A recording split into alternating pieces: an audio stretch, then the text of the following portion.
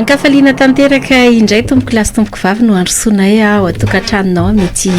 fotoana ny larobia tolakandro ity ato anaty fandarana tsy manaiky lembena sika arahantsika eto amin'ny Info Culture Média ny CM Radio ary arahantsika ihany koa amin'ny fahitalavitra MBS sy ny radio MBS ireo fahitalavitra sy onjam-peo ravavy izay mampita an'izao fandaran'izao dia arabaina avokoa isika rehetra arabaina manokana ireo izay manaraka ny fandarana amin'ny alalan'ny tambazotra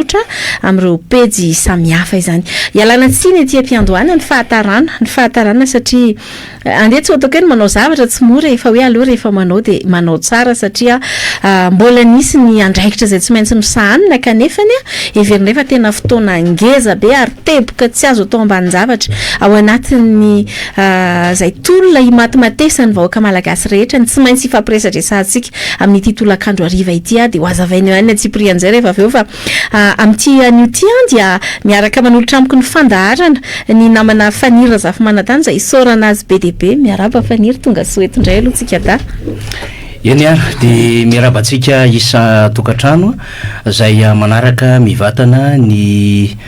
ICM radio sady amin'ny pejy ihany koa dia ndraso aloha tokony mandray ihany koa moa izany namana any amin'ny fahitalavitra sy radio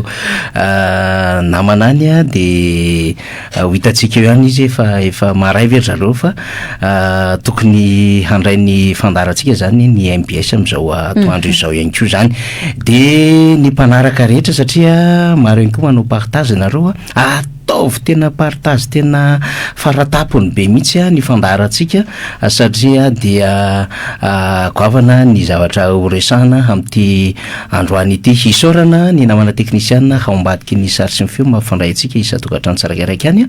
dia arabaina ny vaoaka malagasy rehetra eto Madagasikara sy any ampitan-dranomasina fantatray fa tena manaraka ny zava-misy isika ary dodina sy maika mba hiandrandran' izany hoe nde hampiasa ny zo fototra ny fahalalana ny fahafahany izany rary ny sitsiny izany satria izay no maha olo-pirenena antsika dia resadresaka tsika maro be ny vaovao sy ny zavatra mihodina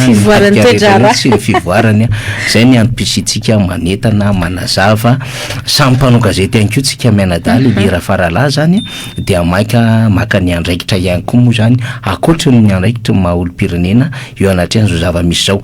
alarobia fa 4 volana septambra amin'ity androany ity zany ny omaly aloha hitondrana ny fiaratsiny satria tokony miaraka tamintsika izay omaly fa tena noho ny antony tsy azo anoarana satria dia ny faladia tokana ny sapanana maro be ny aty dia manandraikitra iambizona nyreto mpanomponareo reto ry vahoaka malagasy dia tena niezaka ihany fa tsy tafy nanentsika ny fandarantsika dia tena anaovana ny fialatsiny ho an'ny omaly dia anaovana ny fialatsiny any fahatarana ihany koa tamin'ity androany ity fa ho fantatrareo hoe inona ny antony nahataranay zany vao tonga ety amin'ny studio hanatotosa ity fandaran'ity lilira faralahy misaotra Fanira andray vahiny be dehibe koa aloha isika n'ity fandaran'ity misy ny hoe faneho-kevitra samihafa fa misy tena vahiny tonga mivantana eto mihitsy ho raisitsika rehefa aveo fa te hisarika ansaitsika fotsiny hoe tena efa fantatra hoe efa tsindrin-doana be ianareo fa inona zava-misy manao ahoana ny fivoarany toetra raha avy dia hidirantsika laladolona ny rehetrarehetra reny Fanira satria ny fotoana koa tsy manana betsaka sika anome sehatra ihany koa sika ho an'ny mpiaino any tokantrano sy any ampitan-dranomasina rehetra any aoriana kely eo fa tsy maintsy atombokontsika aloha ny resaka rehetra angamba hoe inavy ny zavatra nitranga tary izay mianada mazava be ny antony satria ny raha tsika rehetra nahita Fanira ary hitapoko hitam-pirenena ny fanapahan-kevitra izay noraisiny préfet dia ny amin'ny hoe nolavina ny fangatahana lalana izay nataonay mpanolotsaina naterina mpanajana tany aminy dia melohany anomezako anao fitenenana inona nataontsika tao aoriana ilay fanapahan-kevitra satria niororo ny olona dia ahoana ity fanapahan-kevitra ity dia mitovy ve izany ny tolona sa manahoana dia tao anatin'izay zany dia tsara homariana hoe efa omaly ariva Fanira no efa niparitaka eraky ny tambazotra ary niparitaka tany amin'ny fahitalavitra sy ny onjam-peo samihafa ny hoe nolavy ny préfet izany fangatana izany fa ny magaga de zao rehefa nanatitra n'ilay taratasy ampanajana mihitsy de misy laharana mazava be mipetraka teo amin'ilay fangatana zany milaza hoe iza no antsona ary zay mihitsy ny fanontaniana iza ny antsona rehefa nomeny valiny de mipetraka tao soamatsara ny laharana findaiko fa magaga tsy misy fampandrenesana manokana zany fa de mitovy aminao ihany mitovy amin'ny olona rehetrarehetra eny amin'ny tambazotra sy fahita lavitra vao mahita rehefa nanao fanairana tany amin'ny rindriko de gaga fa de efa androany maraina tany any amin'ny folo sasany amin'ny 1:20 any vao miantso ry zareo milaza hoe azonareo alaina lay taratasy soa ihany fa efa maliny sika rehefa misaina melosady hoe inona ny tokony atao aiza ny lalak'izorana ahafahana manome tokony vahoaka malagasy hoe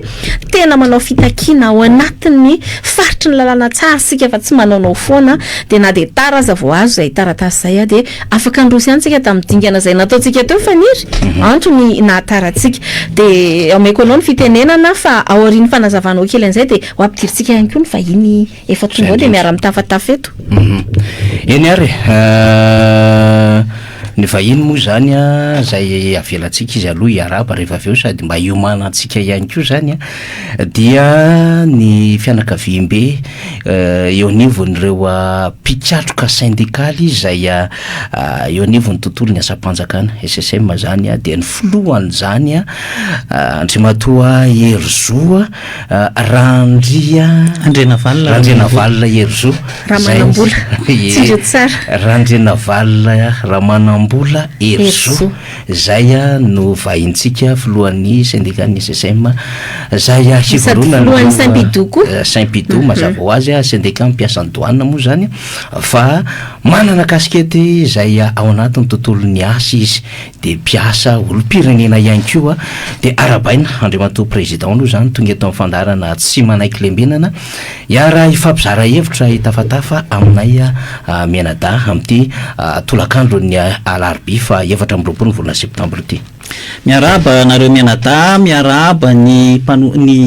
teknisianina ao ambadika ao ary miaraba ny vahoaka malagasy rehetra zay manaraka an'izao fandaharantsika izao. Eny ary ndao azavaina hoe naninona tsika nitara ndao ara Lely ny arahantsika nahita angamba ny Herzo faniry ny mpiaino antsika rehetrarehetra fa taorian' izay fandavan'izay de zay tsika zay le hoe tsy manaiky lembenana mitady ny lalana foana ahafahana mivoaka mazava ao anatin'izay adina tomboka ady inona moa fa le hoe ho an'le tolona zany le satria vao maheno ny olona hoe tsy nahazo alalana de matahotra sy mitebiteby inona ary ny vahaolana de tao anatin'izay de nanapa-kevitra izahay mpanolo-tsaina ary eto de mariako hoe izahay mpanolo-tsaina maro anisa mihitsy satria maro be nge ny nandeha nanatitra an'izany fahazon-dalana zany tena ivon'ny préfet satria misy aloha zany izahay mpanolo-tsaina eto anivon'ny tiako Madagasikara misy ireo mpanolo-tsaina avy eo amin'ny firaisan-kinana ny tanindrazana na ny FTT ary misy ny avy eo amin'ny MG na ny mouvement Gasikara zay rehetra ireo dia représenté avokoa tao anatin'ilay fangatana nalefa teny amin'ny préfet fa noho ny antony zay manahirana de tsy maintsy hoe zay solo tena afaka nandeha no nanatona vetrany teny amin'ny tribunal administratif inona no natao teny manoloana ny fanapahan-kevitry ny préfet de nanapa-kevitra zay anao anreto requête anankiroa reto lay requête asehoko anareo ety any moa le taratasy na de mety tsy te ho hita ary le soratra requête en sursis à exécution ny anankiray zany hoe fangatahana fampiatona an'ilay fanapahan-kevitra zay noraisin'ny préfet ary ny anankiray de requête en annulation an'izay fanapakevitra zay na hoe fanafoanana tanteraka faniry tsara ho mariana fa araky ny lalàna tsy maintsy miaraka ireo anankiroa reo zany ny sursis à exécution sy ny annulation ary de izany no ny azakasantsika natao teny anivon'ny préfet araky ny lalàna ihany raha jerentsika ny lalàna 2000-025 ao amin'ny article 66 faniry de milaza mazava fa raha vao voapetraka izany requête en annulation sy ny sursis à exécution zany mahazo fanamarinana tsara sika hoe voaray izany zavatra zany dia foana avy hatrany ilay fanapahan-kevitra izay noraisin'ny préfet de ireto ampelantanana zay aseho antsika reto zany ny attestation de dépôt de requête mazava tsara voasiny misy cachet rouge sy ny accusé de réception zany hoe tsy misy tsony na zavatra kely raha fahana milaza indray tsy fanaran-dalàna sy ny sisa fa dia ananantsika ampirofo ankehitriny fa voara isoma tsara recevable ny fitoriana zay fitoriana ny décision nataon'ny préfet io teny amin'ny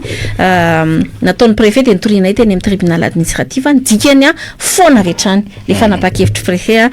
namana Herzou sy Fanny Razafy Manantany. Ya ny décision moa zany a de ty voaraintsika ty avy any amin'ny préfecture zany a tamin'ny fahaefatra amby roapolo ny volana septembre de ity taratasy ty zany a no toriana eny anivon'ny tribunal administratif zany a mba ahafahana manafoana azy zay le hoe requête en annulation fa fitoriana ihany koa zany ahafahana mampiantona an'ilay décision zany zay niraisina zany dia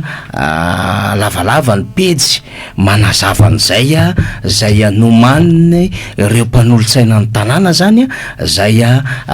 nampidirina teo anivon'ny tribunal administratif zany hoe ny tribunal zay misahana ny ady fanaovana amin'ny fanjakana moa mazava ho azy zany dia izy ireo rehefa avy eo tsy fantatsika roviana no an'ilay fanapahan-kevitra mifanaraka amin'izay amina audience maro samihafa fa zay aloha zany principe de droit zany dia miditra amin'izay endrika rehetra zay ampiasantsika daholo zany ny fahefana eo am-pelatana isika eto lilira faralahy mbola manana fahefana ny olom-boafidy aloha goavambe le mampanolontsaina tanàn'Antananarivo le tompon'ny tanàn'Antananarivo zay organe délibérant manao délibération eo anivon'ny tanàn'Antananarivo amin'ny alalan'ireo asa maro samihafa mbola tsy miresaka akory ntsika ny amin'ny hoe CTD na hoe collectivité territoriale décentralisée sy ny andraikitra tandrify sy manandrify azy araka ny lalàna marobe zay resahan'ny reo didy amandalàna zany mbola tsy miresaka ihany koa tsika ny amin'ny hoe inona ny andraikitry ny olopirenena takiny déclaration universelle de droit de l'homme manano DDH ary ny andraikitra takiny ny lalam-pandrenana manomboka any amin'ny préambule na savaranando mandala teo amin'ny article 5 ny article 9 10 sy ny sisa zay mibata ny fanehoan-kevitra malalaka ho an'ny olopirenena ny droit de circuler ny manifester ny réunion ny fahafahana liberté d'expression sy ny sisa fa mbola sombony fotsiny zany no hoentintsika ao anatin'le hoe manana andraikitra hitory eny anivon'ny tribunaly rehefa tsy mahafapo lay fanapahan-kevitra ny tompon'andraikitra dia manana ny ratsany fitsarana zany hitondrantsika an'izany adevitra zany de nentina le izy androany ahafahantsika zany mitondra eo anatrehan'ireo olo-pirenena fa tena manana piaro isika olo-pirenena satria izako olo-pirenena zay mangetaeta ny arovan'reto namana mpanolontsaina ny tanàna sy ny solombavambaoka mba ho arovana ny zoko ka iza tsy manana ranso jiro zany de arova n'lay lalàna maro samihafa ary ijoron'ny mpanolontsaina ny tanàna reo solombavambahoaka reo namana marobe syndicaliste sy ny sisa zay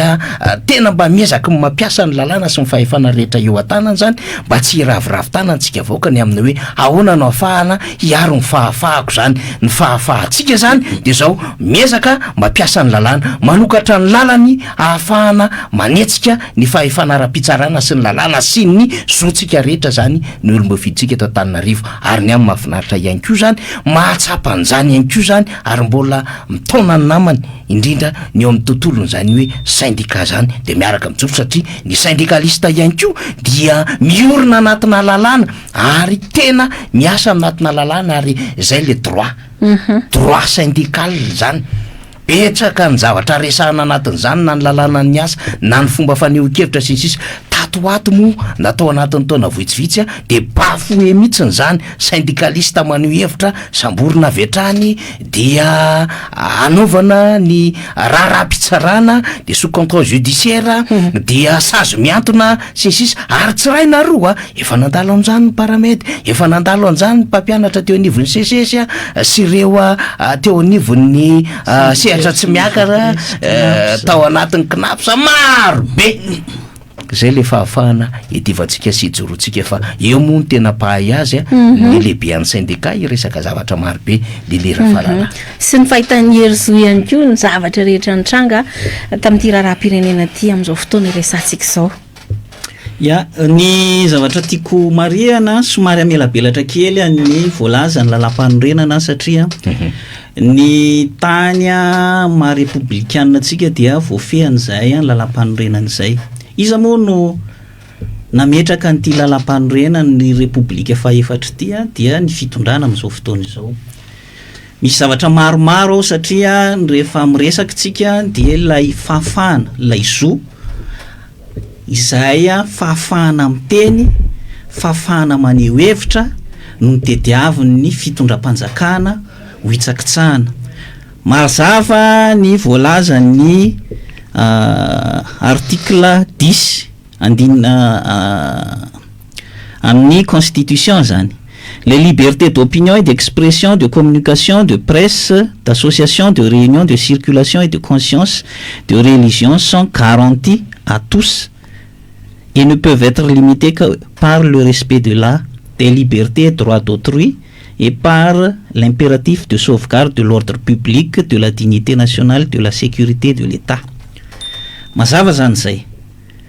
Any amin'ny préambule ny constitution dia misy milaza sahala amin'izao. Ozy izy: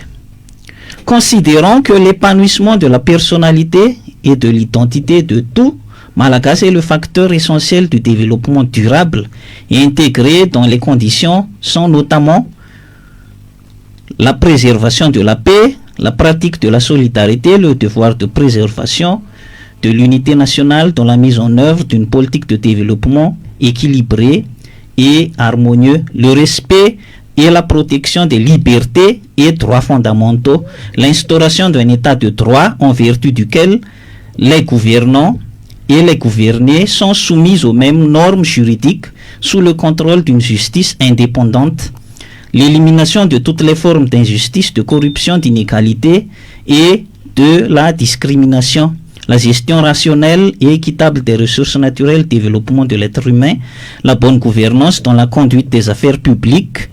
grâce à la transparence dans la gestion et la responsabilité des dépositaires de la puissance publique, la séparation et l'équilibre des pouvoirs exercés à travers les procédés démocratiques, la mise en œuvre de la décentralisation effective par l'octroi de la plus large autonomie aux collectivités décentralisées, tant au niveau des compétences que des moyens financiers. Eo ihany koa ny voalaza ny préambule anankiray io de hoe constatant que le non-respect de la Constitution ou sa révision en vue de renforcer le pouvoir des gouvernants au détriment des intérêts de la population sont les causes des crises cycliques. Hoazavaiko tsotsotra zany. Mazava zany ao anatin'io préambule io fa mba hisian'ny fivoarany maha-olombelona amin'ny maha-olona zany no anisan'ny fototra anankiray hisian'ny fampandrosoana maharitra. Izany hoe ao anatin'izany ny fanajana ny fahalalahana sy ny ireo lalàna rehetrarehetra. Ao anatin'izany ny fanajana ny état de droit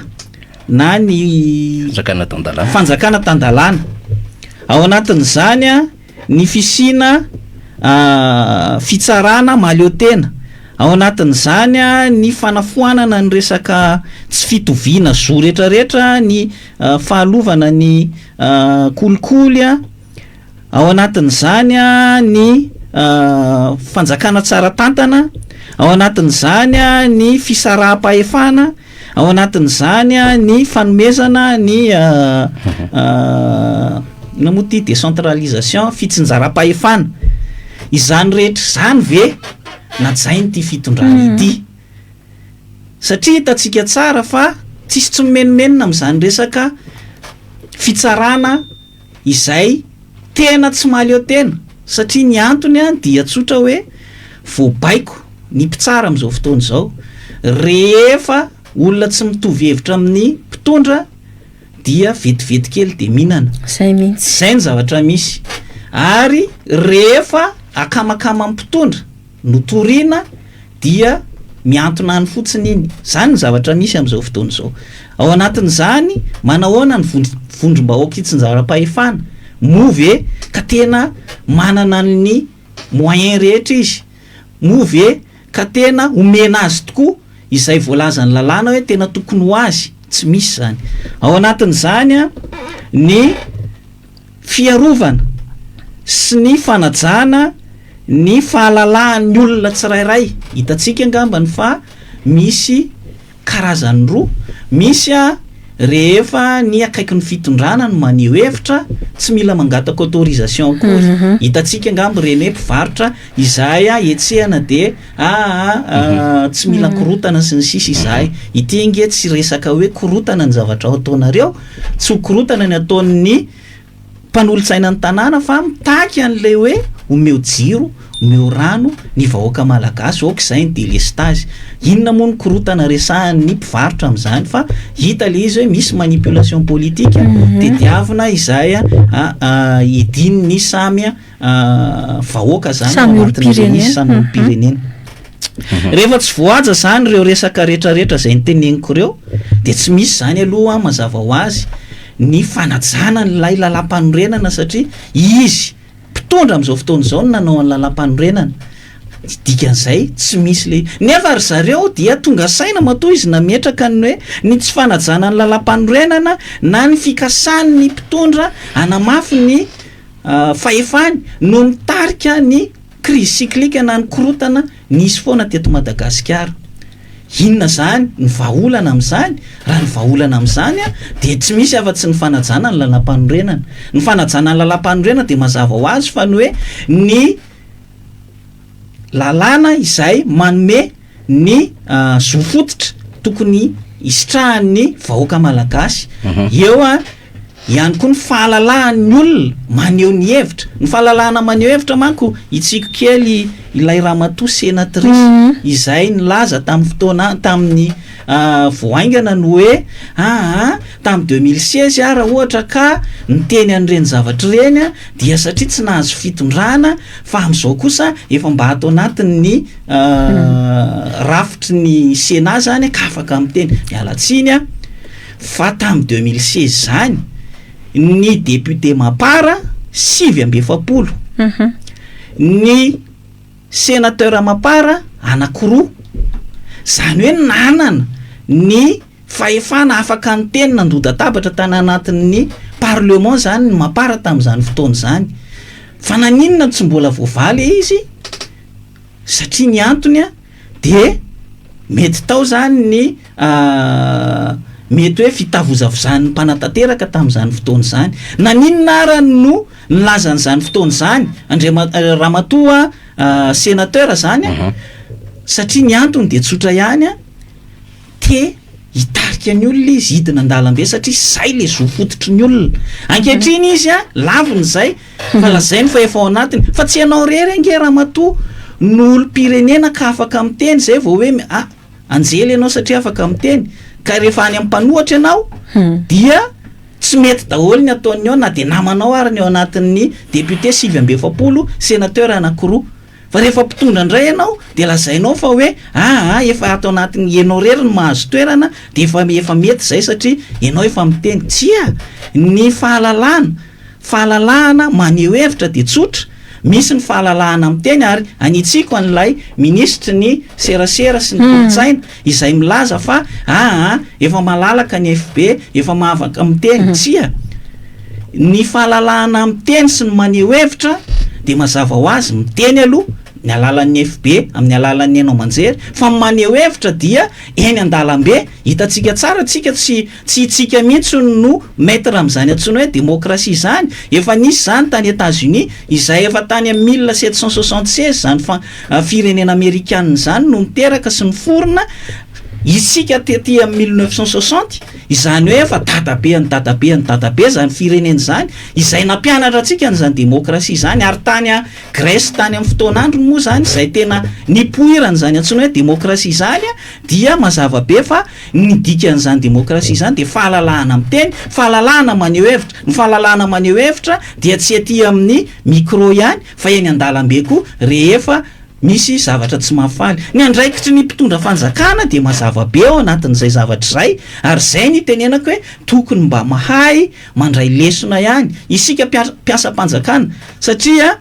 azadino ny miaramila, ny zandary, polisy mpiasa-panjakana, ny administrateur civil, ny andriamatoa préfet mpiasa-panjakana, ny ao amin'ny mpitsara rehetrarehetra ao amin'ny fitsarana mpiasa-panjakana. Fa isika mpiasa-panjakana ity namotika an'ity fireneny ity izay satria ny antony de noho ny baiko politika avy any ambony de manatanteraka foantsika fa tsy mba mieritreritra hoe inona ny nasimba n'ilay firenena tao anatin'ny fempotoana maro ka nahatonga ny événement 1991, nahatonga amin'ny événement 2002, nahatonga ny événement 2009, nahatonga ny 2018. Satria ny antony dia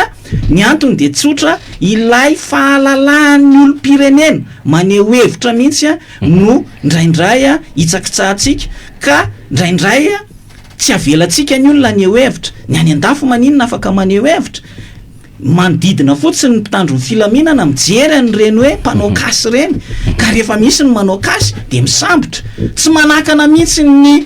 fanjakana frantsay nisy ny gilet jaune izay namotomotika eran'ny tanàna fa de ny samborina mpamotika fa afaka maneho hevitra foana ny frantsay aty aoriana. Ary ny any France angamba ny hitatsika fa hoe be de be mihitsy ny fanehoan-kevitra rehefa misy zavatra tsy mety, na mijery fotsiny tsika amin'ireny hoe fanohanana ny any Palestina, na mijery tsika amin'ireny karazana zavatra be de be ny fanohanana ny Israelianina izay ataondry zareo tsy miongana le fanjakana. Tsy miongana ny fanjakana satria tsy mieritreritra ny anongana fanjakana ny olona izay mandeha maneho ny hevitra eny amin'ny arabe. Androany raha ohatra ka misy ny fitakiana ny jiro sy rano de mazava fa samy miaina ao anatin'izay fahasarotana izay, ary ombenombeny izay tao anatin'ny syndicat de nametraka foana ny hoe ny olana eto Madagasikara de zavatra telo ihany mahatonga an'ireo mpampiasa vola tsy mety hiditra eto Madagasikara satria de tsy ny jiro sy rano amin'ny fomba ahoana tokoa mo no ahafahana mamokatra ao anatin'ny hoe tsy fisiana jiro, tsy misy fisiana rano, kanefa dia ianao orinasa lasa migenere charge vaovao na hoe mampitombo ny koty vaovao indray zany eo amin'ny fandanim-bola ny orinasa, ka manahirana anazy de alohany any amin'ny firenena hafa izy no mampiasa vola. Eo ihany koa ny resaka fitsarana satria ny antony arak'le nitenenina teo no hoe tsy misy zany justice indépendante zany eto Madagasikara fa mbola eo ambany vahoany ny fanjakana eo amin'ny mpanatanteraka foana, na de efa mazava ary ny fisaraha-pahefana hoe misy ny fahefana mpanatanteraka de misy ny mpanao lalàna de misy ny an'ny fitsarana. Fa ny zava-misy amin'izao fotoana izao de ny fahefana mpanatanteraka daholo no mibaiko, ny mpanao lalàna no mibaiko, ny fitsarana any ka tsy mipetraka ilay socle ny démocratie sy ny socle ny état de droit izay isiny ny fampandrosoana. Ary mahatonga antsika eto Madagasikara mbola taraiky amina siècle satria ny antony dia noho ny mpiasa-panjakana izay tsy mahasamijoro amin'ny andraikitra izay nanakina ny vahoaka sy ny firenena azy ao anatin'izay. Miezaka ihany moa ary izy mirahalahy mamaky ny commentaire ny olona ao amin'ny manaraka ny fandarantsika maro be anareo izay isorana fa ngeza be ny nahafantarantsika an'izay fa mela belarana nentin'ny hery zay ary ninay tsy nitapahana satria tsika mila manana fototra hoe aiza sy manahoana ny lalakizorana ara-dalàna ve izay ijoroantsika, ary rehefa meny tsara le fanazavantsika de ny antony amoaboasana an'izany de tsy siny hoe cyclique lasa miodikodina tsy mety mivatanteraka le olana. Fa ny resaky ny olona aloha izy mirahalahy zany ato de tena hoe afantoy amin'ny fanentanana mafy no any raha pitso ny fandaharana ty moa zany de efa nazavaina foana hoe tia tena hoe tsy misy hoe iza no mitarika sy manome instruction sy manao inona, fa tena hoe ny vahoaka no tompon'ny programme, ny vahoaka no tompon'ny tolona satria lasibatra zany tsy fisinjiro sy tsy fisindrano izany. De eto zany de te hanome kely ny avy aty amiko aloha de afaka mitenina reo mirahalahy be de be koa mbola neo hevitra rehefa aveo efa tena manao toy vakana tsy akijany izy ao ary ianareo de mbola hiditra mivantana koa aoriana kely. Fa nitiako mariana fotsiny de zao nanao fangatahana izay mpanolo-tsaina de ny fangatahana izay napetraka de 10 alakamisy 10 septembre manomboka amin'ny 1 ora eo Ambohijatovo. Zay ngamba mazava be fa tsisy avilivily. Ny fangatahana nataonay de alalana hanao ny asa mampanolo-tsaina anay, hanao asa fanairana sy fanetsiketsehana ho fiarovana ny zonimponina rehetrarehetra ny amin'ny afana misitraka jiro sy rano.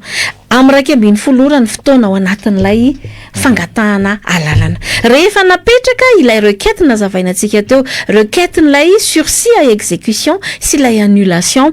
dia rehefa nahazo an'ilay accusé de réception mazava izay mpanolotsaina de foana zany lay fanapa-kevitry ny préfet. Zany hoe raha reo taratasy ampelantanantsika rehetra reo izy miralany jerena de mazava loatra zany fa zay voasoratra ny taratasy de hoe am'raiky ambiny folo no afaka manomboka manao an'izay fihetsiketsehana rehetra zay ny vahoaka rehetra mahatsiaro hoe lasibatry ny fahatapahan-jiro sy ny tsy fisindrano eto Antananarivo sy manodidin'izay. Be de be nefa mamaly eo ny any amin'ny faritany misy milaza hoe zay avy aty Manjakandriana efa ho avy be de be ny organisation mihodina any fa te hanome précision zany amin'izay resaka ora zay satria lasa misafotofoto ny sain'ny olona. Ny antony de zao tena hoe samy miainga daholo na ny olom-boafidy na ny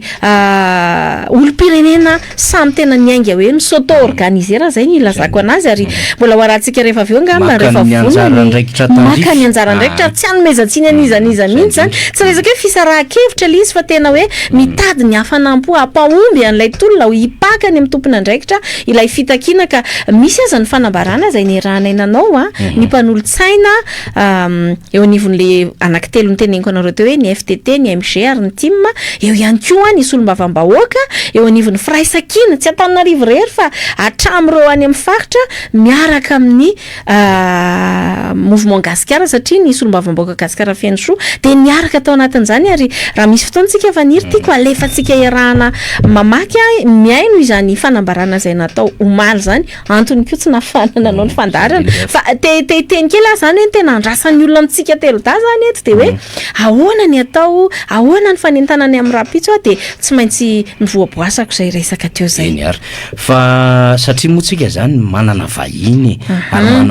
manakambara ny vahiny matoa miakatra amin'ny fandarantsika tahaka izao amin'ny fotoana ampiasaina an'izany fahalalana maneho hevitra zany. Any matoa président Herzog Andrenavalina ny mpiasam-panjakana ve hiaran'ny délestat sy ny tsy fisindrano ihany koa ary raha toka hiaran'izany ka mangetahetany mba hisitraka n'izany so ny ara-dalàna zany anisan'ireo hamaly ny antson'ireo vahoaka zay no amirain'ireo olom-boafidy ve ho an'ny rapitso am'raiky ambe folora président Herzog. Ny arak'le nyteneniko teo de ny mpiasam-panjakana na mpiasa tsy miankina de olom-pirenena daholy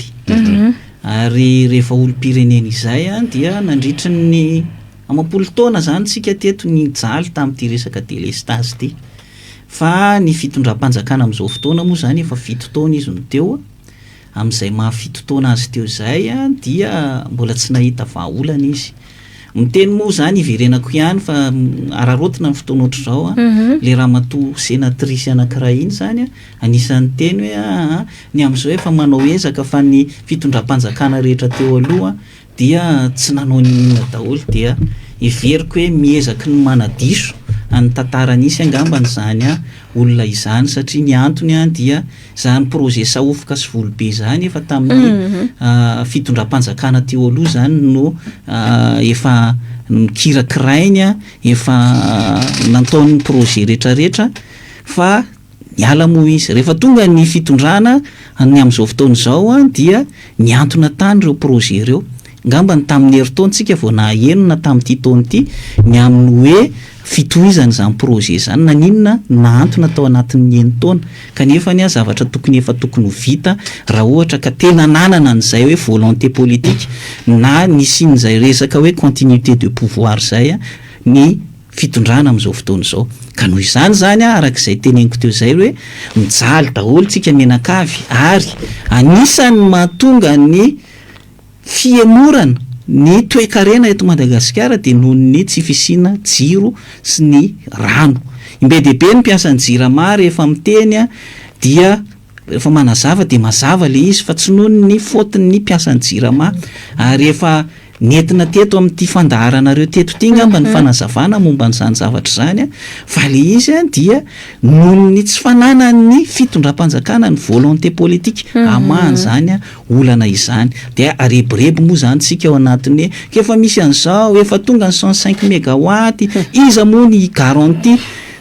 rapitso rafakapitso hoe rehefa tonga eto ko apetakareo de andeha satria efa misy taona ray na taona roa niantona tao amin'ny Porto mety efa RFC na tsy fantatra tsony zany ka iza ny garantie an'izay hoe tena andeha tokoa zany 105 mégawatt zany rehefa tonga eto sa sao de indray avadika rehefa rapitso sy rafakapitso ka raha tsy mandeha io de lazaina indray fa manao sabotage ny mpiasan'ny jirama eto de efa anticiper sahady satria ny antony dia te hanilika any amin'ny hafa foana ilay fitondrana fa tsy mba mety ho responsable tsy mety ho lehibe ao anatin'le izy hoe ho responsable ka dia tsy maintsy mendraikitra an'izay hoe responsabilité an'izay ka eto zany de miteny ny mpiasa-panjakana de ohatry ny olona rehetra ihany marary izy eo ny jiro sy rano eo ny karama izay efa anaovanay efa tamin'ny volana mendray zay de efa niantso an'izany resaka karama zany efa nanoratra sy nanoratra izay nanoratra izahay tany amin'ny filoham-pirenena tany amin'ny président Sénat tany amin'ny président ny Assemblée nationale ministre ny finance ministre ny fonction publique tany amin'ny prime ministre fa ny tao amin'ny prime ministre tsy nentina indray ny taratasinay de tany amin'ny organisation internationale de travail sy ireo sim fivimpamasiny sisy ireo zany ny olona ny mpiasa-panjakana sy ny olona ny mpiasa privé satria atambatro ray satria samy tambana ao anatin'ny SSM na solidarité syndicale de Madagascar daholo resaka jiro sy rano resantsika aloha eto dia eto zany dia te hiteny fotsiny hoe samy marary tsika rehetra ngamba ny everiko fa rehefa marary zany dia tsy mila hoe entanina hoe ndana mitady dokotera fa rehefa tena marary ianao de ianao mihitsy no mitsangana na andeha taxi ianao na andeha roplanina ianao na andeha inona ianao de ianao mihitsy ny tsy maintsy ho tonga any amin'le hoe eto zany ny vahaolana tediaviko andeha hijoro zay ngamba ny zavatra tianao tenenina ao anatin'le izy faharoa eto de mitodika amin'ireo namana mpiasa-panjakana izay efa niteneniko teo na miaramila na gendarme na polisy na ny mpitsara na ny préfet sy ny administrateur civil isika ry zalahy mpiasa-panjakana amin'ny mampiasa-panjakana azy mety hoe limité nareo tsy ohatrany hoe izahay manko ao anatin'ny syndicat mba afaka miteny ihany zay na de mety misy ara ny fampitahorana maro samihafa fa arak'le fandaharanareo moa tsy manaiky lembenana de toetra io voajanahary de izahay tsy maintsy mijoro foana amin'inona na amin'inona fa kosa ny angatahana amintsika dia respecteo foana ilay impartialité respecteo la neutralité avelo ny olona arak'le voalaza teo hoe ny lalam-panorenana manome an'izay garant an'izay fahalalahana maneho hevitra izay raha misy ny débordement sambory le olona manao débordement fa jerevo tsara ane fa efa nisy zany tamin'ny 2018 ane rehefa navelan'ny préfet ny olona aneho hevitra teo amin'ny kianjany 13 mai tsy nisy débordement na indre mandeha ary tao anatin'ny 2 volana izay nanaovana ny grève teo amin'ny 13 mai ny mois de mai sy ny mois de juin tsy nisy na de iray ara ny kasy teo amin'ny 13 mai satria ny antony dia rehefa omenao malalaka ireo anjaran'ny mpitandro ny filaminana fotsiny micadrier izay manao bavure hoy aho reny ny tokony ho samborina ary ianareo de manana an'ireo RG renseignements généraux izay mety miditra ny anatin'ny vahoaka rehetrarehetra any na tsy ao amin'ny toerana mety hoe Ambohijatovy nangatahan'ny conseillers municipaux io fa mety any amin'ny toerana hafa any manana ny RG nareo any tokony anaparitahana ihany koa ny mpitandro ny filaminana mba ahafahana hoe iaro mandro ivony vato ny vahoaka ka tsy isy an'izay mpanao kasy zay fa rehefa misy ny mpanao kasy de samborina izy mba tsy ohatrin'le itonge ny zavatra misy de tsara mpahafantarina tsy hitovy any tamin'ny 2009 satria tamin'ny 2009 iza moa no nitarika azy de iza ohatry ny olona ohatry ny ahoana ny olona izay mpanaraka an'izany hatramin'izao de hitantsika tsara ny prix scolaire fa rehefa misy zavatra mihetsika de olona ohatry ny ahoana no etsehan'ny prix scolaire ao anatin'le izy mazava zany fa olona ohatry ny ahoana ny tena mpanakorotana de olona ohatry ny ahoana ny tsy mila an'izany korotana zany fa maneho hevitra ampilaminana de zay no angatahako amintsika izahay re mitononiko teo ny hoe mpitandro ny filaminana mba jerevo amin'ny saina sy ny fotony satria ianareo koa iaran'le izy dia avelo ny olona aneho hevitra malalaka aneo hevitra ampilaminana fa kadreo tsara fotsiny ianareo no mijery an'leo iza no mitady isotasota iza no mitady anao fikorotanana de reny samborina fa avelao ny olona avelao ny mpitarika andeha araky ny filaminana fa no mahavoatsika araky le nytenenina teo hoe mahatonga an'le crise cyclique nge de tsotra te anapatra ny fahefana ny mpitondra ampiasainy ianareo am'izay fanapara-pahefana zay ataon'izay ka matahotra affectation zany mahavoatsika ampiasa-panjakana affecté tonga de any amin'ny faritra faran'zay lavitra indrindra sika de zay no atahoranareo de lasa a contre-cœur ny fanatanterahana n'le baiko fa mitindray mitoraky ty mba meteza olon-dehibe mba meteza ho responsable fa ny mahatafitan'ny Madagasikara de rehefa mijorotsika araky ny rariny sy ny hitsiny ary ao anatin'ny fanajana ny lalàna tanteraka dia everiko fa tsy misy izay zavatra zay ary ihany koa nisy teny amin'ny faritra misy anay moa zany tsotononiko aiza le izy fa nisy ny grève tamina délestage rehefa nyrehatra teo ny afo niverina ny jiro de ry zalahy ihany ny gendarme zany hoe sy mahatsiravina mihitsy reto fa raha tsy andoran'olona pneu tsy hiverina ny jiro zany ny zavatra misy zany ao anatin'le izy ka na ry zalahy ra sorena ihany satria zalahy ny hiarany ao anatin'le izy fa le n'olona hibaiko de le mpanome baiko konko matahotra an'le mpanome baiko de le mpanome baiko matahotra an'le toerany satria hoe miongitra hoe laha rehefa ohatra ka tsy fa am'izao fotoana zao kosa everiko hoe tsy izany tsony ny tokony fisainany raha te handroso Madagasikara mila miverina vakio ny préambule le nyresahako teo vakio daholo ny ao anatin'ny constitution eto tsy misy tadidiko tompoko lahy ery zora zafimaly eo zay rehefa tonga ny fotoana hoe anazava ny momba ny hoe rafitra de ozy izy hoe ny constitution nge ozy izy tsy ny rafitra hoe parlementaire na présidentielle ny ratsy jerevy ny firenena eran-tany ny atsasany ozy rea présidentielle ny atsasany parlementaire zany hoe ny ao anatin'ny constitution io zany dia tsy de hoe ratsy io ary ny Amerikanina tsy mbola nanova ny constitution na indre mandeha ary fa amin'ny alalana amendement fotsiny no novany azy zany hoe tsy mbola niditra tamina deuxième république ny Amerikanina satria fantany fa ny lalàna rehefa natao ny fanatany fampiarana azy rehefa ajaina ny lalàna manomboka any amin'ny faratampony filohan'ny republika ny manaja ny lalàna ny constitution zany de mandeha io fa ny eto amintsika de tsy matahotra an'izay ny filoham-pirenena satria eo ambany vahoany daholy ny fitondrana na ny mpanao lalàna na ny fitsarana de any ka lasa dérive dictatoriale ny zavatra misy dia rehefa tsy ajaina ny lalàna de manao zay tiany atao izy ka tsy manaraka ny fenitra republikanina tsony na ny fanaovana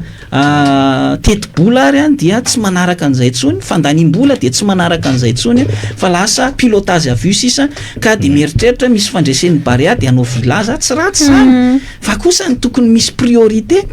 amin'ny vahoaka ankehitriny de ny jiro sy ny rano aiza ho aiza amin'izay ara ny fitondram-panjakana ao anatin'le izy fa tsy sanatria kory mbola mahita hevitra ny hoe de anao téléphérique de mbola inana an'le carburant kely eo anatiny io alefa nikanja ny barea de mbola misy an'le jiro be io ka rehefa mirehatra daholo ny jiro be tapaka daholo ndraiky konko ny jiro manodidina zany zavatra zany tsy mety vetivety namana Herzoa zay ampitarika ny syndicat mpiasa-panjakana sy ny Sempido asa mety azonao valina tsy maninona raha tsy valinao fa raha rotina ihany mazava zany zay fa io le zo zany anisan'ny olom-pirenena mijary ny mpiasa-panjakana tsisy ve directive manokana omenareo mety misy menao antsika am'izao fotoana zao fa raha misy de anjaranao no mitena raha ozy izy na malalaka amin'ny feon'ny feritrereta mpiasa-panjakana fa iverina fotsiny ma amin'ny maha-olom-pirenena de tsara ihany mifanetana mba hisitraka an'izay zo zay Herzo raha teo koa ny anaranao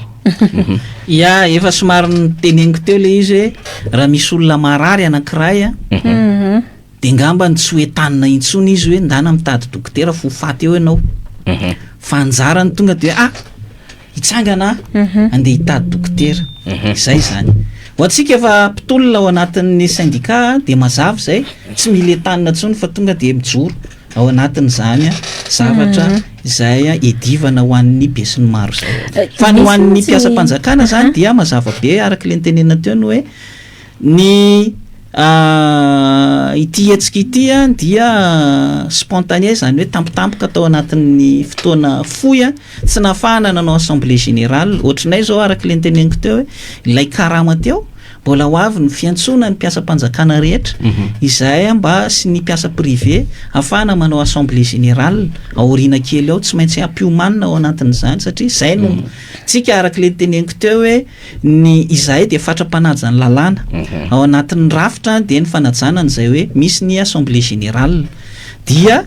ao anatin'ny assemblée générale ny fanapahana hoe izao no directive zay ho ataotsika ao anatin'le izy ka androany a zany a tsy afaka mbola amean'izay fa kosa ny diozy arak'le nyteneniko teo hoe raha olom-pirenena ianao mahatsiaro marary a tsy andro fanetanana intsony angambany fa tonga de tokony hijoro rehefa ohatra ka hitanao fa maharary ianao hitanao fa tokony hiverina ny jiro hitanao fa tokony hiverina ny rano ary hitanao fa tsy tokony hijaly amin'izany tsika satria izany no antoka voalohany a amin'ny maha olombelona satria ny olombelona tsisy rano de maty any ny rano dia mira aina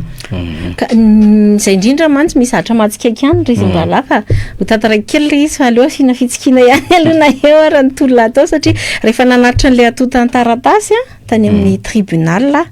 de nisy olona tao anaty proto zay tsy olazaiko anareo iza ny anarany fa gaga be amare azy mitaraina hoe ka ny ranonay hatramin'izao tapaka dy za hoe marary ny rehetra ny ho aty raha ty de misy ny teny amin'ny tambazotra de ny herzo nahita hoe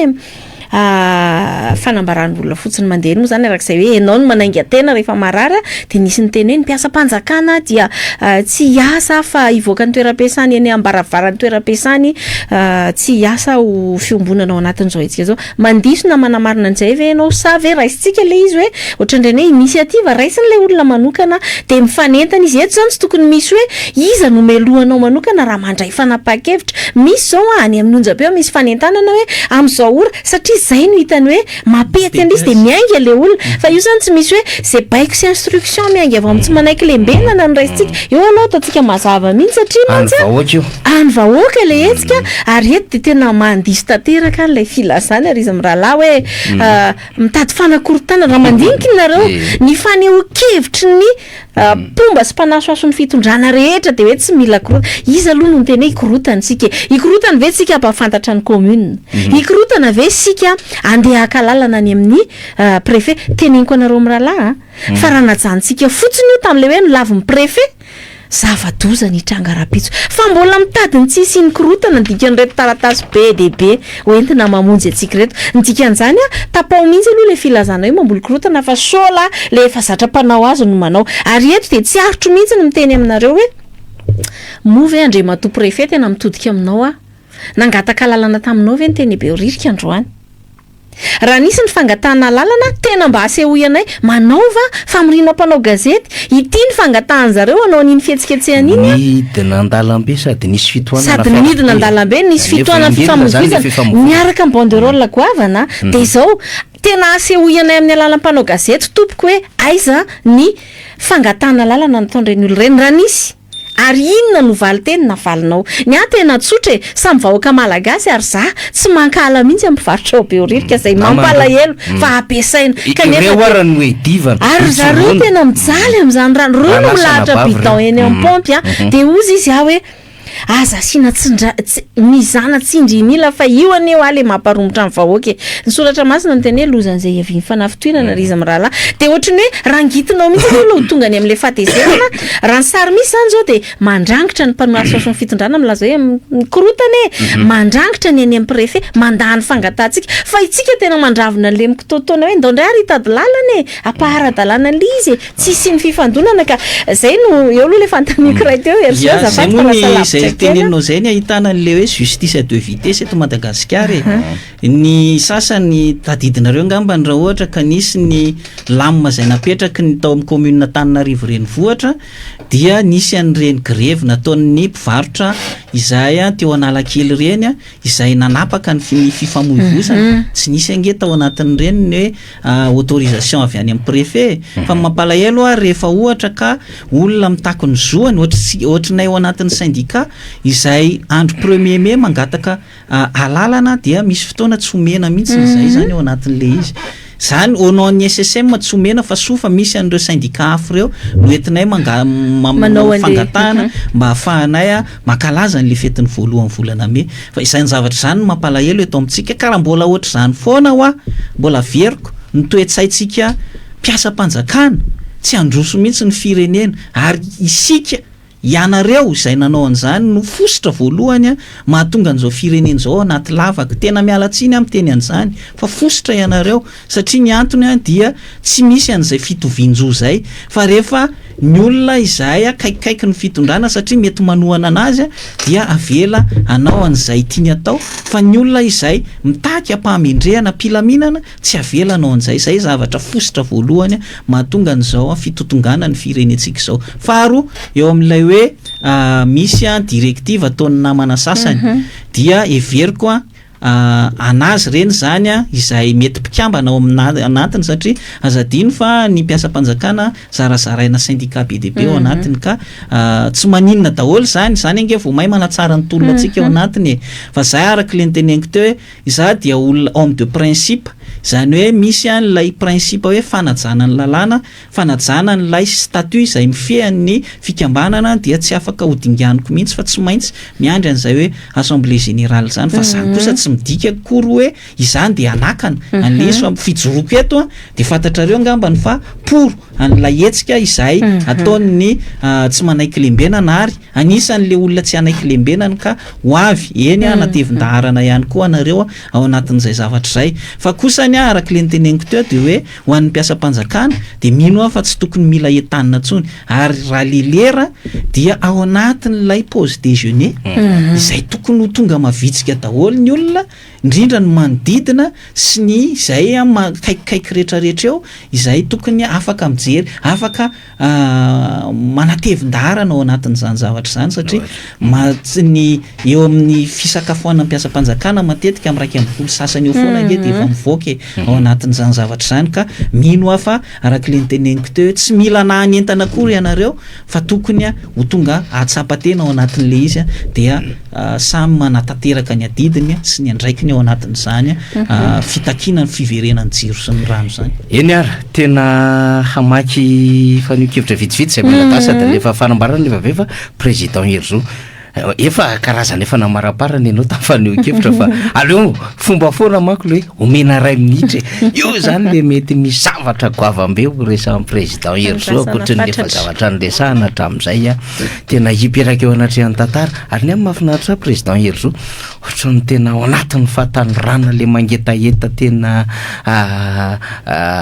fahalalana sy fahafahana daholo lay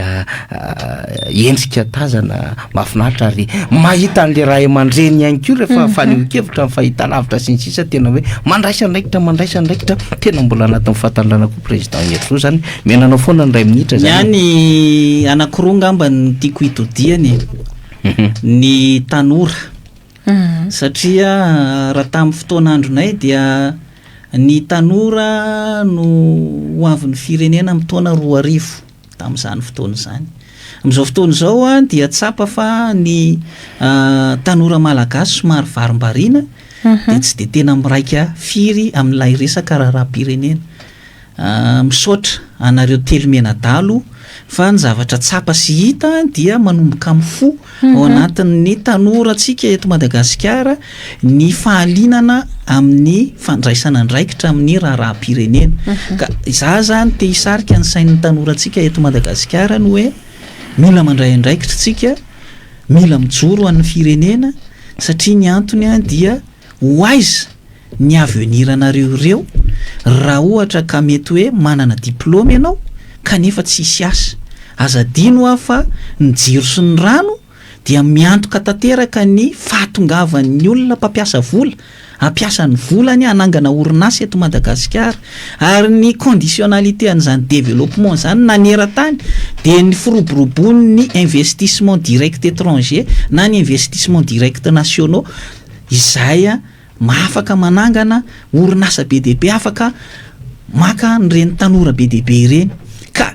dian'izao dia tsara mamakafaka ihany isika hoe ho aiza ny avenir antsika raha ohatra ka lay jiro sy rano izay pilier tena tsy afa-misaraka n'izany fampandrosoana izany no sahala amin'izao foana ny ainana ka dia rehefa tonga ny ataontsika hoe lazaina fa mahitany zany amin'izao fotoana izao tapaka ny jiro tapaka ny rano rehefa tonga indray ny andro fahavaratra dia tapaka ny jiro tapaka ny rano zany ao anatin'ny firy-taona zany heri-taona zany ao anatin'ny 4 volana fotsiny mba mandeha normal ny zavatra tsapako dia tao anatin'ny volana avril sy mety eo angambany mba hoe tena tsy de tena tapatapaka fa manomboka janvier février mars de miditra ty amin'ny juin juillet août septembre mbola oviana vao ho tonga indray ny orana ao anatin'izany kanefa rehefa manorana be indray dia tapaka ny jiro tapaka ny rano ka zay zavatra zay zany no tiako isarena ny saina ho an'ny tanora ankehitriny hoe mba jerevo no avintsika ao anatin'le izy satria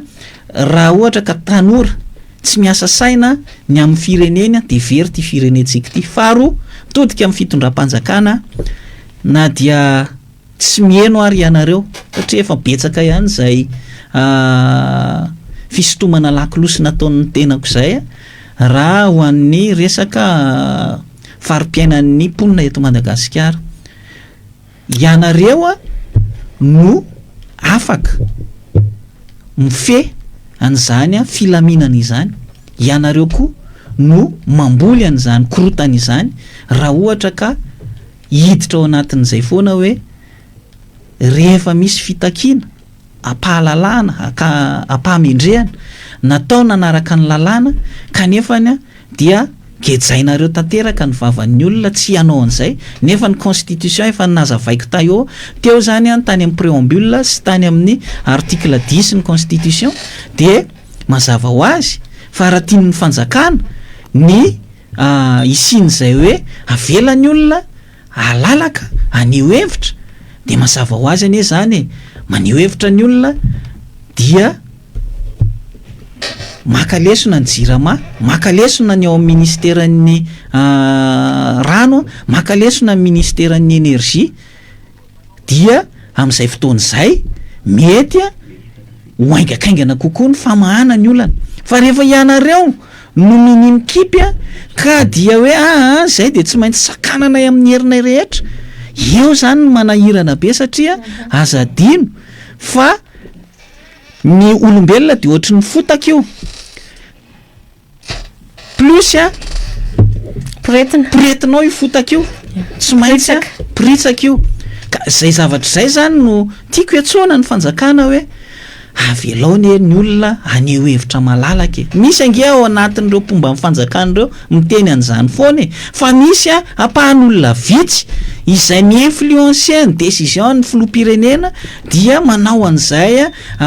manisy ny hoditra akondro izay ka dia mandeha ny amin'ny lalana diso ny mpitondra fanjakana manao veroy azy an'izay hoe tsy mahazo maneho hevitra kalalahan'izay ny olona tsy mahazo midina eny an-dalambe ny olona rehefa te haneho hevitra ianareo no nanidy an'ilay kianjan'ny demokrasia izay tamin'ny 2009 ianareo ihany koa no nanokatra azy satria nareo ny laza tamin'izany fotoana izany fa tsy misy fahafahana maneho hevitra ka de sokafanareo le izy amin'izao fotoana izao ny kianja rehetra tapitra anaovanareo zaridaina daholo satria ianareo rehefa mety aminareo le izy de ataonareo fa rehefa tsy mety aminareo dia akatonareo kanefa fantatrareo tsara hoe miteraka an'izay crise cyclique zay ngamba ny afatro de mba samy olona responsable ho tompona andraikitra daholo na mpitandro ny filaminana mba tsy isiny zany korotana zany ho an'ny olona zay mitady korotana anjaranareo no misambotra azy fa tsy mipitarika ny hetsika indray no samborinareo satria hoe hito ny moyen anankiray ahafahana lasa zany ange le politika maloto eto amin'ny tany sy ny firenena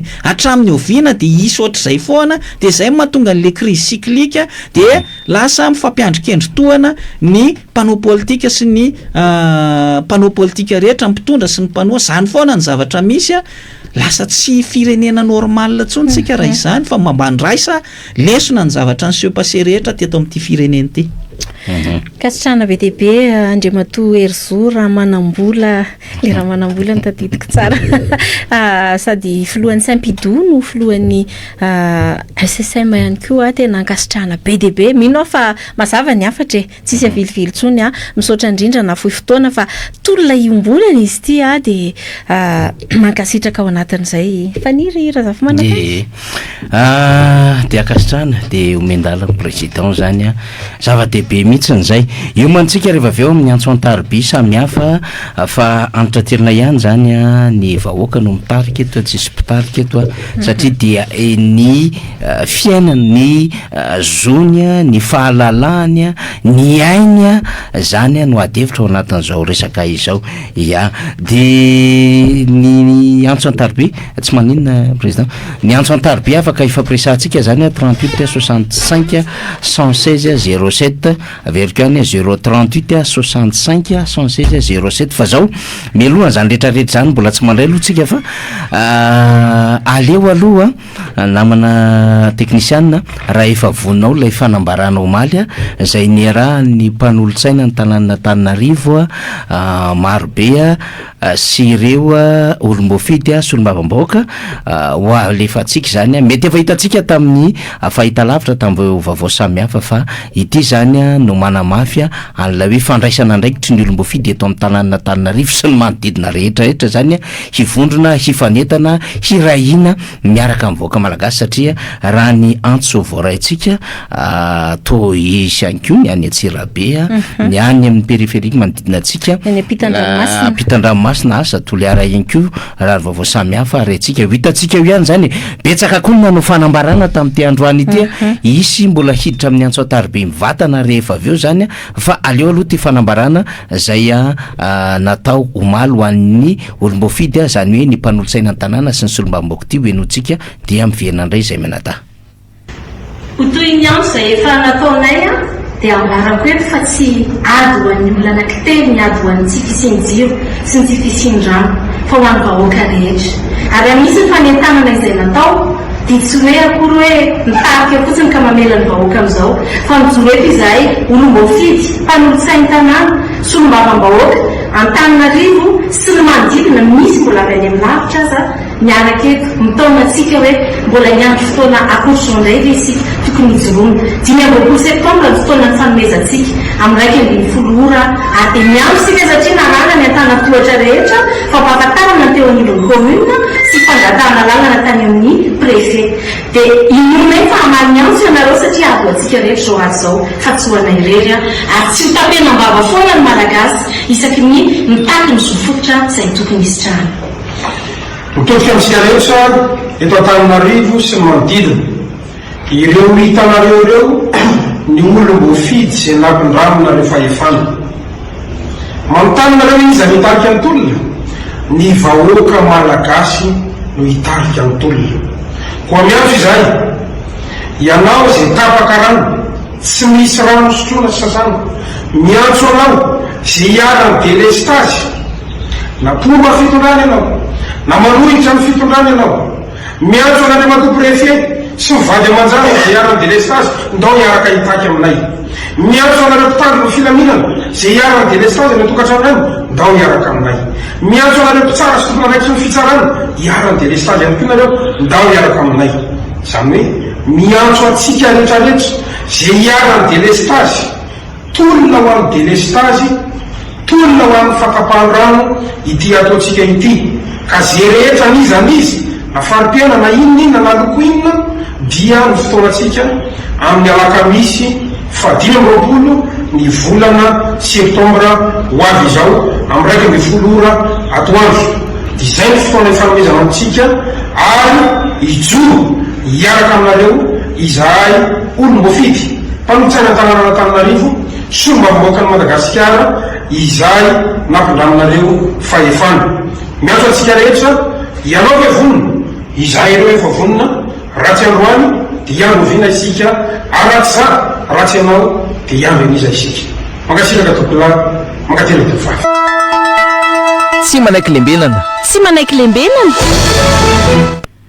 eny ary miverina ato anatin'ny fandarantsika mamalele fantany olona be dehibe iny faniry ny amin'ny hoe fahoana no fandehany ataovy mazava tsara ny ora sy ny sisa efa retsika ny fanambarana nataondreo solombavambahoaka maro be miaraka amin'ny mpanolotsaina maro anisa nanambaran'iny zany de averiko ihany hoe amin'ny raiky ambiny folo ora no fotoana ny fanomezantsika satria zay nataontsika tao anatin'ny taratasy fahazona lalana fangatana fahazona lalana misy ny organisation nisy ny fanentana ny namana sombavambahoaka ohatra hoe Fidèle Razarapiera atao miara-mamonjy zay anisany andefasanareo fanontaniana be deabe aty aminay de zay le teneniko hoe samy manaingy antenany ao anatin'ilay izy mazava loatra fa ny fitakiana tsy ho vita vetivety ary de mifanampy mifanohany eo foantsika ao anatin'izay ezaka rehetrarehetra atao zay hiditra antsehatra ny mpiendra avy aveo fa ndotsika hiaino ny faneho-kevitra samihafa koa de dongiko tamin'ny faniry mihitsy izy ty satria anomboako azy fa nimeo tsika mianada mandraisantsika antso rehefa aveo de misy avy any amin'ny Rina Andriankaja de nyteny amo hoe ndao fa vakitsika ao anatin'ny fandarana lay tonikaly fa tena miainga daholo ny aspiration'olona faniry ary tena mahafinaritra zany le hoe tsy voiziny sika fa isika mihitsy no matsapa n'ilay hirifirindramako kely vetivety Rina Andriankaja lohateny de hoe fahamizay anefa menary aloha mitantana ny zavatra efa misy sy eo ampelatanana ka roa izay tombontsoa mba hisy tranom-ponina sy nisam-baravarana raha ny filana fototra ny ratsy fitantanana no sady ratsy zara dia aza manantena izay mety hampandroso an'i Madagasikara ny rano sy ny jiro izay hainy firenena sy ny olona ao aminy rehefa tsy voafehy dia azo ataony miala miverina amin'ny taniny tsy izay vahiny iray tsy mahavany olana tambazany eny foana karama tao mevosa kanefa raha ny vokatra tao mampiteny moana dia aza mafilona koa miziriziry rehefa tsy mahay avela ho an'ny hafa izay tena mahalala no hitantana indray nareo moa matikampo kanefa tsy mavita no mbola avava nahoana raha mangina mandehevitra ampo fa tsy miteny lave fa raha mitohitohy irotsaka tsy hoe la andalambe ireo olona fa amin'izay anefa tsy ho azonao refesina izay vokatry ny tolona hoy Rina Andriankaja fanira zafy manatany mahafinaritra ny fiataniny ohatran'izay misy antoko politika ray ihany koa zany zay naraisana ny faneho-kevitra zany de fanambarana zany ny antoko lidera Fanilo amin'ny teny vahiny le izy fa ataoko lecture diagonale fotsiny aloha zany le izy mba ahafantarantsika an'le izy fa misy zavatra goavambe zay resahana hampitain'izy ireo ny hafatra dia ny fanambarany ny bureau national de coordination lidera Fanilo zany izy dia antoko lidera Fanilo vakiko de eny andalana iny tsika miezaka ny mandika anazy any Lili Rafarala zany hoe à l'approche du jeudi 25 septembre 2025 durant lequel des citoyens souhaitent exprimer leurs revendications concernant leurs droits fondamentaux à un meilleur accès à l'eau et à l'électricité en tant que contribuable, Lidera Fanilo tient à émettre quelques rappels suivis d'une recommandation. Demtanisizi, rappel numéro 1 concernant ni extrait ni constitution, ni article 5, ni article 9, ni article 10, ni article 11 constitution. Demis un rappel la faroua, dia concernant ni vocation Lidera Fanilo, mresaka ny action démocratique zaya anisa ni nafatarana zany antoko Lidera Fanilo izany. De misy ny rappel la fahatelo na fampatsahivana fahatelo de hoe concernant ni histoire politique Lidera Fanilo de anisany le groupe politique zany zay anisany nanoana zao fitondrana zao tamin'ny mairie Antananarivo tamin'ny 3 novembre 2005 2007 zay nazona 13 isanjato izy ireo tam'izany ary mba nieritreritra ihany zany am'izay hoe mba hanana an'izay mpivana zay. Par conséquent izy Lidera Fanilo en cohérence avec sa vocation et son histoire politique déclare que la volonté d'expression citoyenne prévue le jeudi 25 septembre est légitime car elle est conforme aux articles 5, 9, 10 et 11 de la Constitution citée ci-dessus. Mazava tsara zany hoe tena volonté d'expression citoyenne prévue ni eritreretintsika zay ho tanterana ho an'ny rapitso alakamisy zany. Manoloana zany naka ohatra kely izy ireo. En France ozy izy le jeudi ozy izy 18 septembre dernier 1 million de citoyens ont manifesté.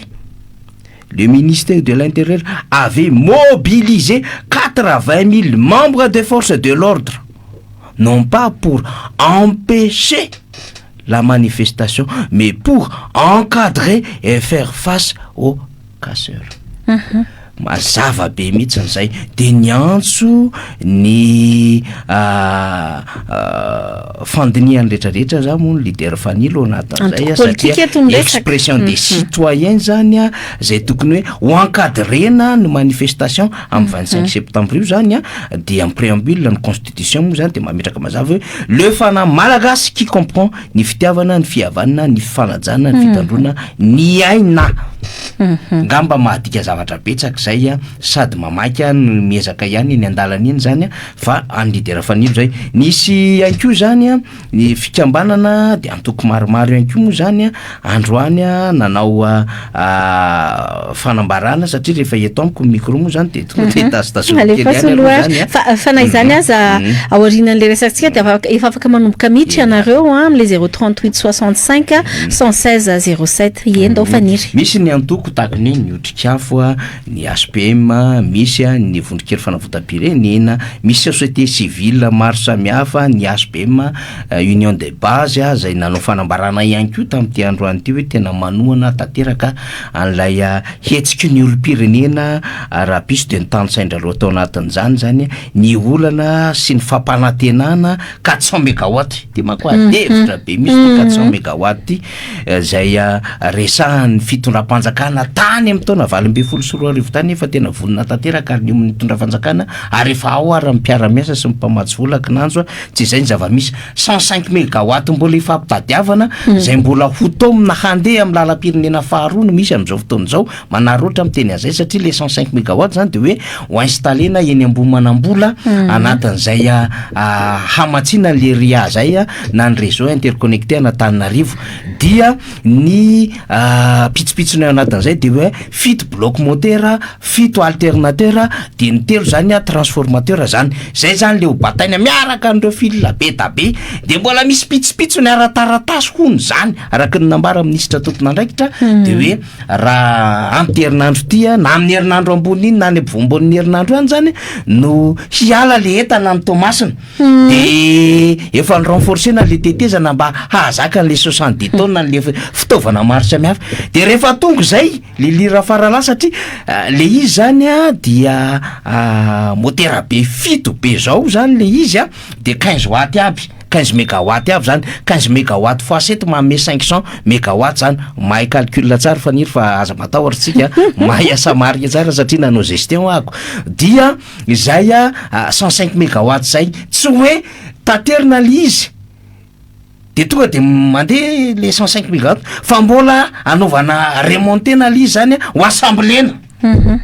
satria tena misity ngeza be ametrahana an'izy ndray ary mbola adevitra hafa ndray no fomba hanodinana an'ireo sy ny sisa zany fa le izy moa zany ao anatin'le adevitra amin'le fitakin'ny vahoaka de miezaka mitady an'le solution le fitondram-panjakana zany io nge zay fefa miasa fa 400 mégawatt tompoko ny nampanantenainao fa zao hatram'izao tsika fitaona teorina mbola hitatitra 100 mégawatt 100 mégawatt akoatry ny efa maty tany andekaleka satria misy turbine rosa telo ny efa niodina tao fa tsy mahatosika antsony le any andekaleka zay nge tompoko na tonga ny olona ny tsinjolavitra hoe saofoka sy volobe satria raha misy ny herinaratra madio ary mora amin'ny vidiny rehetra ary tena tokony hahafahana mamatsy malagasy de ny herinaratra amin'ny alala amin'ny barazy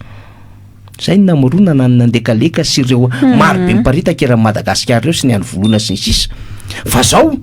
tsy nieritreritra an'izao moa nareo fozy izy nareo hoe anao téléphérique zay anao autoroute amin'ny 20 km zay anao flyover tsy mety hita zay anao tanamasoandro zay sy sisa ary de nandany vola tamin'ny alalany bling ny fitokanana samihafa trano mitritra sy ireo bâtiment public samihafa nareo de lany ihany le volam-panjakana vola tokony nahafahana nanao infrastructure goavana zany nahafahana nanao tsinjolavitra an'le hoe à long terme io ny zava-misy amin'izao fotoana zao ka isika mora miteny an'izany betsaka amin'ny mamaly amin'izao fotoana zao misy olo lavitra samihafa misy olo-mbavam-boaka tena ivelan'ny fanoherana sy any ivela misy no amin'ny teny hoe tena rariny sitriny le fitakina fa ataovy ampilaminana eka ampilaminana mihitsy le izy lilira farala ny tiako lazaina fotsiny ao anatin'le izy faniry sady eo ampiandrasana an'izay antso de zao hoe faneho-kevitra tena mandeha nyresaka ianao teo hoe tena nyresaka ianao de nyresaka ihany koa ny vahiny tadiavintsika eryzo hoe efa tonga saina hatramin'ny tanora aza satria be de be reo efa misy antso ao andao raisitsika ary aloha ny antso are mandray anao tompoko tapaka ny antso de raisitsika ihany izy rehefa avy eo fa efa miteny avokoa na ny tanora na ny ray aman-dreny satria de nanaitra efaniry efatra ora talohan'izao ny rindrina ranty izay nataon'ny fanjandremanantena fantatsika izany andrareziny ny kanto malagasy fa nanao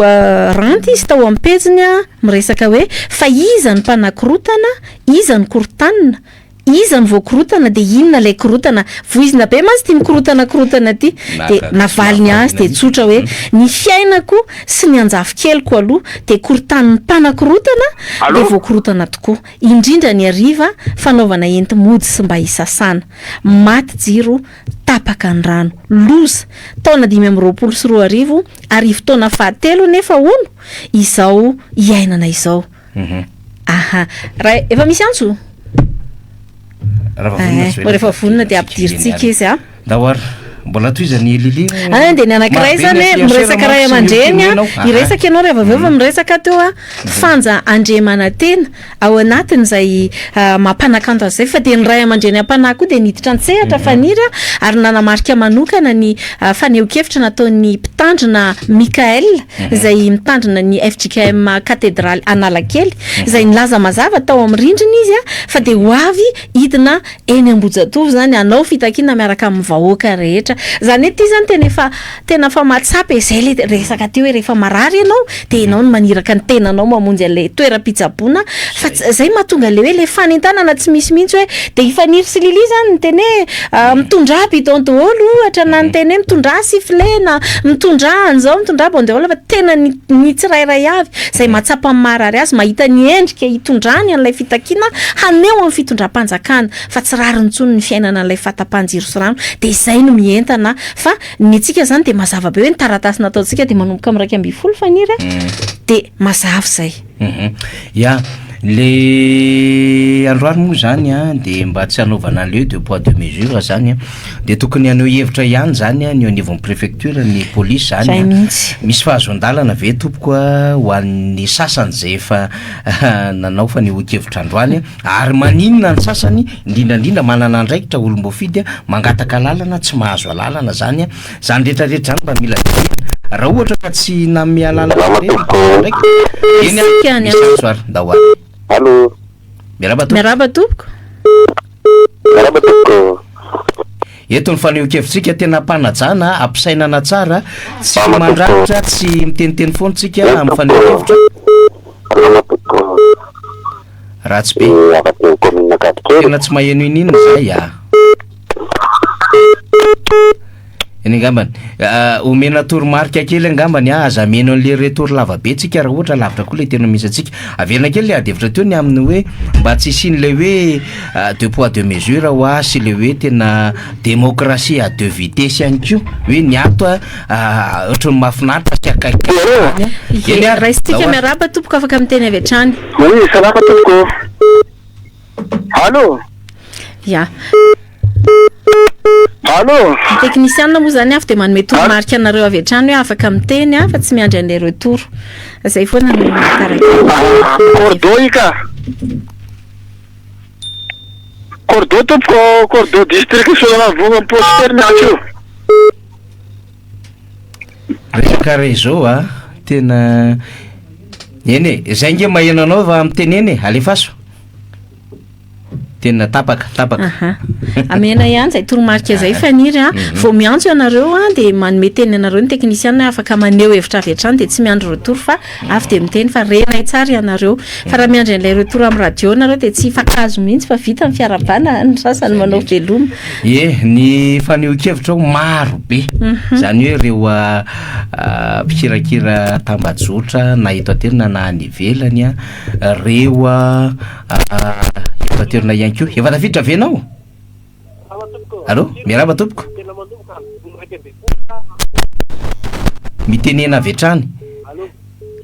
sa tsika ve manana olana tsy avy aty amintsika sarotsarotra daholo zany sarotsarotra fa mametra fanontaniana antsika inona na tonga le fahasarotany fidirina androany fa eny miinsista kely tsika sady miinsisika zay mihitsy miezaka miinsista no misisika kely antsika aloha zany a 38 038 65 116 07 zay no laharantaribe fa atsika manao na tompoko miaraba tompoko alo mitenena avy atrany alo efa maheno anao zay fa mitenena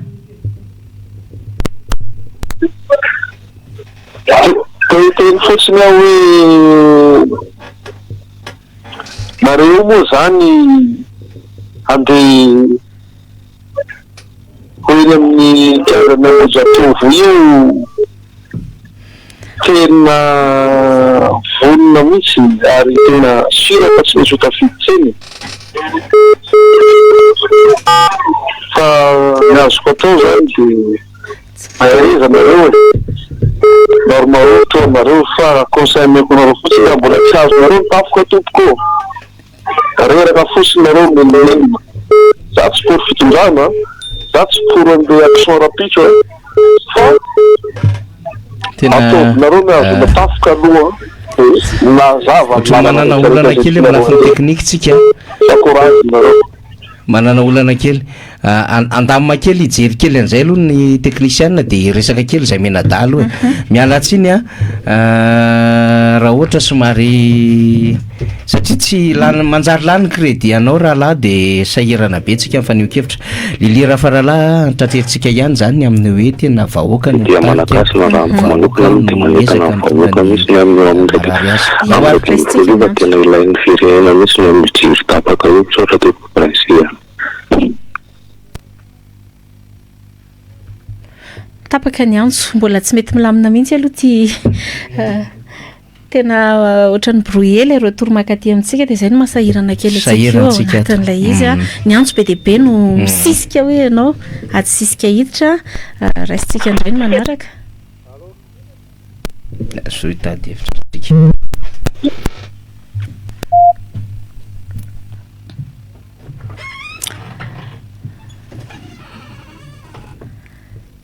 ya eo ampandaminana ny lafiny teknika sika de iteny ihany hoe be deabe reo faneho-kevitra sy fanentanana mandeha any ary ny tena mahafinaritra de ilay vahoaka mihitsy no manaingy antenany ao anatin'izany fanentanana izany mahita karazana visuel be deabe sika manao afisy ny olona manao endrika maro samihafa anehoany fa tena miara-miombona ao anatin'izany zany raisitsika zany ampy zany alo manao tompoko miaraba tompoko fatalamana le zavatra fanontaniana de zao amfiry marina le ora satria nareo zao eto ny tena amiraika ambin'ny folo zay mierito amin'ny azety radio amin'ny 5 arivo amfiry ny tena izy zay tompoko ya amafisina ihany moa ny zavatra efa nazavaintsika teo namana fanira zafy manatany hoe ny taratasy ny fangatana napetrakintsika de manomboka amin'ny 1:10 maraina manomboka amin'ny 1:10 ny fihetsiketsehana sy faneho-kevitra zany ao anatin'izay ady ho an'ny jiro sy ran'zay tsara mafisina ihany zay faniry satria de mbola zay ny fanontaniantsika teo hoe misy ora hafa zay voaray tany amin'ny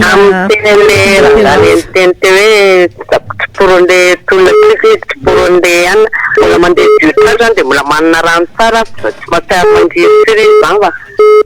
alohatsika zay mankary tena fa hoe manjiry firy zava-misy nrehetrrehetra amin'ny fiainana ny rano ny jiro fiainana tongava manampy atsika fa tsika toujours téléphone eny zay le fanontaniako teo faniry hoe mbola miverina foana le fanontanian'ny olona hoe amin'ny firy marina ny tena ora efa tena mafana mihitsy le olona ao anatin'le izy de ameko anao ny fanamafisana mahakasika an'izay ora zay eny ny efa voatondro moa zany de zay nresantsika zay amin'ny 1:10 ora ho an'ny teo anivony fandaminana ho an'ireo zay nametraka zany an'izay fangatahana zay ny organisation samihafa de samy mba mametraka ny organisation any am'izay misy azy any fa mifahafahatsika zany miazo zay amina toerana anankiray raha ny fandaminana zay voaraintsika zany de hoe am'izay amin'ny 1:10 ora laba tompoko alo efa tafiditra mialatsiny ohatran'ny manomboka fantatra le niantso teo asa tapaka mialatsiny miansista kely fotsiny de ay efa misy tafiditra ve namana teknisiana maro be ianareo zany miantso e zay koa zany no somary mananina kely de lasa mitandahatra zany manao salama tompoko rabatoko amraiky ambe folo zany fotoana raha ty tso zay allo voaray ny afatrao misaotra tompoko tonga de amraiky ambe folo zany de sambidimy ny fotoana mba ataovy mazava tsara fa lasa mikotona le sainy eny tompoko ndahoary ya voaray zay niasa ngamba fanamafisana an'le ora fotsiny satria nanontany izy teo a averiko ihany hoe ny taratasy rehetra zay nataontsika de am'raiky amby folo manomboka nangataka sika de mazava be zay angambany a zay rehetra manampy ny fandaminana ho a de zay le teneniko hoe miara-miainga arak'izay fandaminana isa-pokotany isaky ny ampilaminana tanteraka andreo namana zay areto zany de tena lazaina mazava mihitsy hoe tsy ho avy amintsika reto zay miady ho anysotsika ny jiro sy rano mihitsy mandeha anakorotana fa de jereo tsara ny olona manodidina atsika rehetra sy ny sisa misy faneho-kevitra ihany koa tao amin'ny Facebook tao faniry ny amin'ny hoe allo eny tompoko mandray anao mitiavana allo afaka miteny avetrany ianao tompoko io aleo andeha le faneho-kevitra fa aza mety tapenan'ny olona fahavava reny olona mbola tsy teniteny reny mety efa mbola tsy mahatsiaro marary reny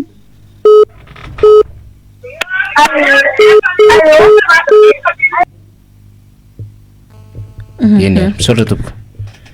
ya de nisy faneho-kevitra ho a tao satria zany ny olona zany tena hitako hoe tena efa vonony taloha mantsy de hoe vao misy lacrymogène sy ny sisa eo de miemitra ny olona fa de efa misy lasa mifanoro-hevitra ao ry faniry ary gaga be koa moa fa voandrano vao nahita azy hoe rehefa tratra ny zavatra tahaka ireny ony zany a de tsy vinaigre no ampiasaina ny olona zany tena mivonona hiatrika ny zavatra rehetra mihitsy tsy vinaigre no ampiasaina fa reny karazana sérum physiologique sérum salé raisitsika ny antso hitanao tsy manodina vompandrala de tsy tapatapata jonotro mijiloka de miakatra indray nefa androany a de siterina fotsiny ao mantsy eo manatika sofotra ao amin'ny sajirama io ary hoe vita an'le fanjakana zany any le tsy tapatapaka fa inona ary ny antony hanapatapahana sorano totalinarivo tokony tsy alaika zany eo tsika zany fanapatapahana lava reny ataon'izany zao fa raha voajanojany amizao tsika de atao fanao ty zavatra ty zay fa dia rapity zany fotoana mboza toko ya misy fanamariana kely tokoa am'izay satria atao anatin'ny roa andro za moa zany miezaka mahazo vaovao samy hafa avy amina namana de hoe faniry a fa vao nalaza be nge ty hetsika fanairany tya ho fampiarana ny zoma olona tya ho amin'ny jiro sy rano dia efa mba nienadoadiny roadiny telo de lestasy de kakakaka ihany ay ve rehefa matanjaka be etran'izao zany lay adevitra de afaka manao magie le fitondram-panjakana sy lay jirama matena lay de lestasy maro voaka malagasy manontolo mihitsy ny tokony an'le iray ina fa zay mitambatra vato zay misaraka fasika de manatena ny rapetsika eo ambodatofoana manatena sika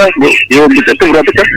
fa zay mitambatra vato zay misaraka fasika mitabetsy la mamba fa raha matahora mandeha foana hatram'izay zao tapaka ny jiro nandeha foana ny jiro ka anatin'ny nanomboka niny fotoana amin'ny vitivitsika ina ny androany zao de tapaka andray ny androany zao tapaka andray ny androany arivariva io atiaty ambola dimy aty raha mampalahelo zavatra ta zany rehefa malagasy tsy tahitra am'izao rangatsy efa tsy tahitra tso fa efa zavatra tena fara zay maharary aty zavatra misehoany mivony aloha tonga de iara ivondra iray ina anatanteraka amin'ny any firaisan-kinitsika mba ahafahana maneho hoe zany fivovona tsika malagasy eo fanamana herinao sotra makasetraka tompoko apekely efa nazavako teo tamin'ny baria niatrika lalao baria sanina zany niatrika lalao goavambe teo de tena maro be impression tany amin'ny tambajotra sosialy tany hoe tandremo mazatapahany io natahotra zany angamba le vitondram-panjakana satria tena nanaingany tena firaisankinany rehetra misy le baria de voaterina hita maziny jirama zany dia tao anatin'le lalao tena goavambe demi final sy final de manentana tsika vahoaka malagasy rehetra ho azy zay mare mangiry firy amin'ny fatapahany jiro sy rano tena mafy zao mahazo atsika izao ny insécurité manjaka tsika ny vim-piainana miakatra dia manentana atsika rehetra efa fantatra fa tsy maintsy hoavindray ry beboty amin'io anakanatsika atsika tsy mihemitra fa tsy maintsy tongo tsika raha pisa amin'ny 120. Ya ankasitrana tena hoe fanentanana moa zany mandeha toizakely le fanazavako teo vetivety satria mijery eo koa izay mianadahy dia tena manao toivaka nareo fanambarana samihafa fa nisy moa zany ho ny fizarana hoe miomana ihany amin'ny sérum physiologique raha sanatria misy lacrymogène zay moa ny fanentanana rehetra natao teto dia inonay fa tokony tsy hisy zany satria averina foana hoe ianareo mpitandro ny filaminana ne ka natao hiaro ny vahoaka fa tsy natao fahavalony akory ary ianareo mpitandro ny filaminana dia vahoaka tsotra ihany koa rehefa miala ny fanamina miara-mangiry firy amin'ny rano tsy misy ny jiro isika ka dia fanay raha nanao ataonay efa-tsaina nataonay isika rehetra ny ato. Allo maheno tompoko miara-mangiry firy amin'ny rano tsy misy ny jiro isika ka dia fanay raha nanao ataonay. Allo afaka miteny avy hatrany ianao tsara avy dia mamaly ny teknisianina hoe mitenena manaja Faniry sy Lili ye tsy maheno tsara fasaikana marina kely fotsiny aindry zareo ankainy mampandeha an'le jiso rany rehefa matahotra an'le amin'ny nakamisy zareo raha pitra kay matahotra ihany kay zareo ko manino io raha sy tapatapahana fa alefa foana ohatr'izao nga manino iny ary ya zay fotsy fa misaotra betsaka dia mila vonona daholo atsika raha pitso makeny mankasitraka tompoko amin'ny fanentanana misy zavatra mahafinaritra tsy arakay moa zany manaraka le vaovao mitambajotra sosialy fa mba nisy zavatra manafinaritra kosa aloha fanekevitra kely atsongaina neny Ronaldo Jojolina mpanohana baya mahafinaritra tena anisan'ny mahafinaritra ny tovolahy iny satria tena dia ho avy izy raha pitso 5 septembre tena hoe tena leo de lestage dia tena mba hampiasa an'izay tena hoe zony mba hitaka tena anatin'ny fahamarinana zay ary zay nge nitadiavintsika tsy isy fahandrobana hoa tsy isy mieritreritra anao korotana zany fa tena anatin'ny hoe faneho-kevitra ampilaminana madio lavitry ny heritreritra raha tsy diso zay ihany koa le fanaitanana nandeha ihany rehefa avy eo te fandarantsika ty namana teknisiana dia mba tsara alefa ihany zay satria nisy olona ihany koa nanao fanaitanazay ny antso le ao amin'ny radio gefotefona tsy mahemy. Allo allo efa afaka miteny ianao ka mitenena tsisy olana mihitsy manao tompoko salama tsara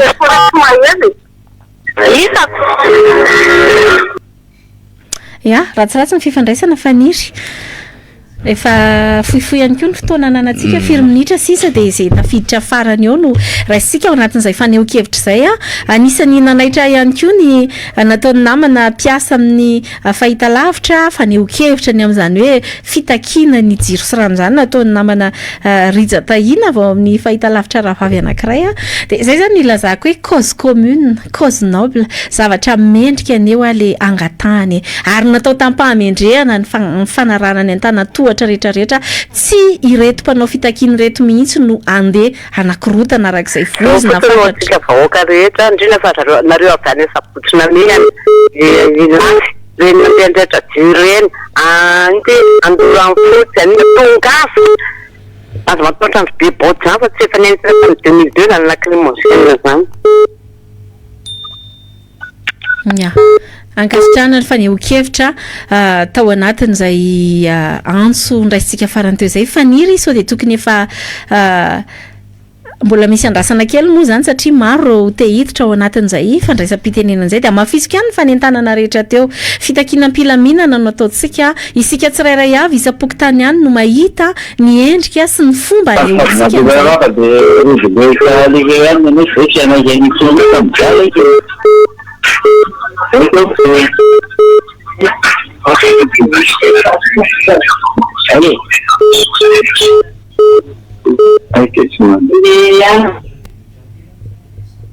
ia tapaka laiantso a tena sahirakirana mihitsy sika tamin'ny fifandraisana tamin'nyty androany ity kanefa atao hoana moa misisisika miditra eo ty ihany satria samy tehany eo hevitra ao anatin'izay etya efa maraparana ny fandarantsika efa na izany raha sao de adiniko le zavatra tena goavambe hoe tena miantso antenako manokana de miantso a ny vondrona iraisam-pirenena na ny communauté internationale tsy ho tany saiko satria sao de sanatria misy adino a tena miantso anareo hijery akaiky an'izao zava-misy eto Madagasikara zao zavatra anankiroa ny tena tiako tsindrina ao anatin'izany de ny resaka demokrasia anankiray ary indrindra ny zo maha-olombelona zany rano zany ane le retsy zany jiro zany tena zo zany a ka de miantso anareo toy izay koa ny diaspora le programme fa ny IPC ny akabesan'ny olona teo de hoe am'dimy sasany nefa ny aty amin'ny MBS lasa amin'ny raiky amby folo de aiza no tena marina fa sao de lasa miparitaka le olona eny mbola iverenantsika be zany fa tsy mampaninona any farany fandarina zay ho resantsika fa misy fanazavana ny entinao teo lili tena goavambe mihitsy a tena miantso mihitsy ntsika mivondrona iraisam-pirenena indrindra am'izao fotoana zao misy fivorian'ny firenena mikambona zany a goavambe ny hoe tena fatatsika izy ireo satria tsika zany mahazo ny karazana information maromaro dia mampiasa nyreo olona mpiara-miasa aminy le soetra iraisam-pirenena zany zay a mitrandraka ny vaovao marobe dia mahafantatra ihany koa rariny ara-dalàna ampahamarinany ara-drariny mazavabe lay fijoroany vaoaka malagasy mba hanajitro satria niaran'izany reo diplomate ary izy ireo miasa eto amitsika hoe iaran'izany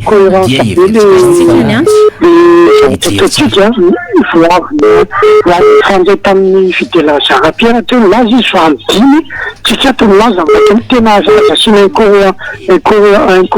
fotra zany fa tena manahirana be le izy satria le olona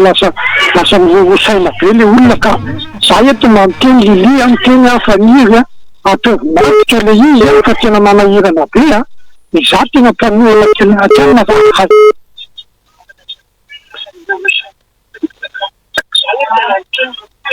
teo misy moa zany ny raha ny resaka voarainay aty de mbola misy zay mpitarika vondrona politika ihany koa izay tena mbola maniry any eo hevitra ary dia zay ngamba no antso farany horaisitsika amin'ity ariva ity de mandra-pahatonga an'izay antso zay de amafisiko ihany ny fanentanana averiko ihany hoe antaratasy no nanaovantsika fangatana ary misoratra mazava ao anatin'ny taratasy ny hoe amin'ny raiky ambiny folo ora aoka tsy rorosaina zany tsika fa zay no nangatantsika alalana ary eto efa napetrakintsika ilay fampiatona sy fanafoanana tena anivon'ny tribunal administratif de foana avy hatrany ilay fandavana izay nomen'ny préfet an'Antananarivo taratasy zay voiomarainy io ny voarainay ary taratasy fangatana efa tamin'ny 9 septembre efa voninao ny antso fa andao ianotsika avy hatrany ny antso fanentanana toromarika avy amin'ny ray aman-dreny manaraka dia faly miraba antsika rehetrarehetra namana hitanareo amin'ny fandarana mampa citoyen malagasy olo-pirenena malagasy ny tenitenena koa nefa eo ihany koa mampitarika politika tao anatin'ny fanoherana hatramin'izay rariny sy hitsiny zavatra ataotsika na eritreretra-pitondram-panjakana ary falazany fa tsy manara-dalàna dia anazy zany fa eto dia manao antso avy mihitsy amintsika rehetrarehetra fa zay olona mahatsiaro tena fa nikorotana ny fiainany noho ny politika napetraka ny fitondram-panjakana fanatan'izay fito taona zay dia rariny raha mijoro maneho ny hevitra ampilaminana amin'ny zavatra zay atao ka alohantsika tsy rorosaina alohantsika tsy ho matin'izay ataoko hoe contre communication ataon'ny hafa fa dia mijoro isika satria olo-pirenena vanony isika sady vonony isika eo amin'ny lono zao fahavoazana mahazo ny firenena iainany tsirairay avy eo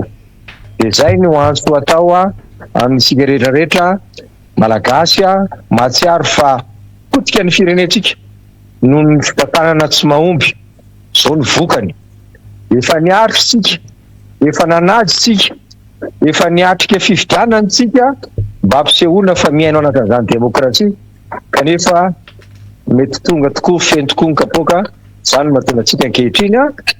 ary ny vahoaka ny tena mitarika an'io tsy ny antoko politika fa ny vahoaka rehetrarehetra nefa namaly ny antso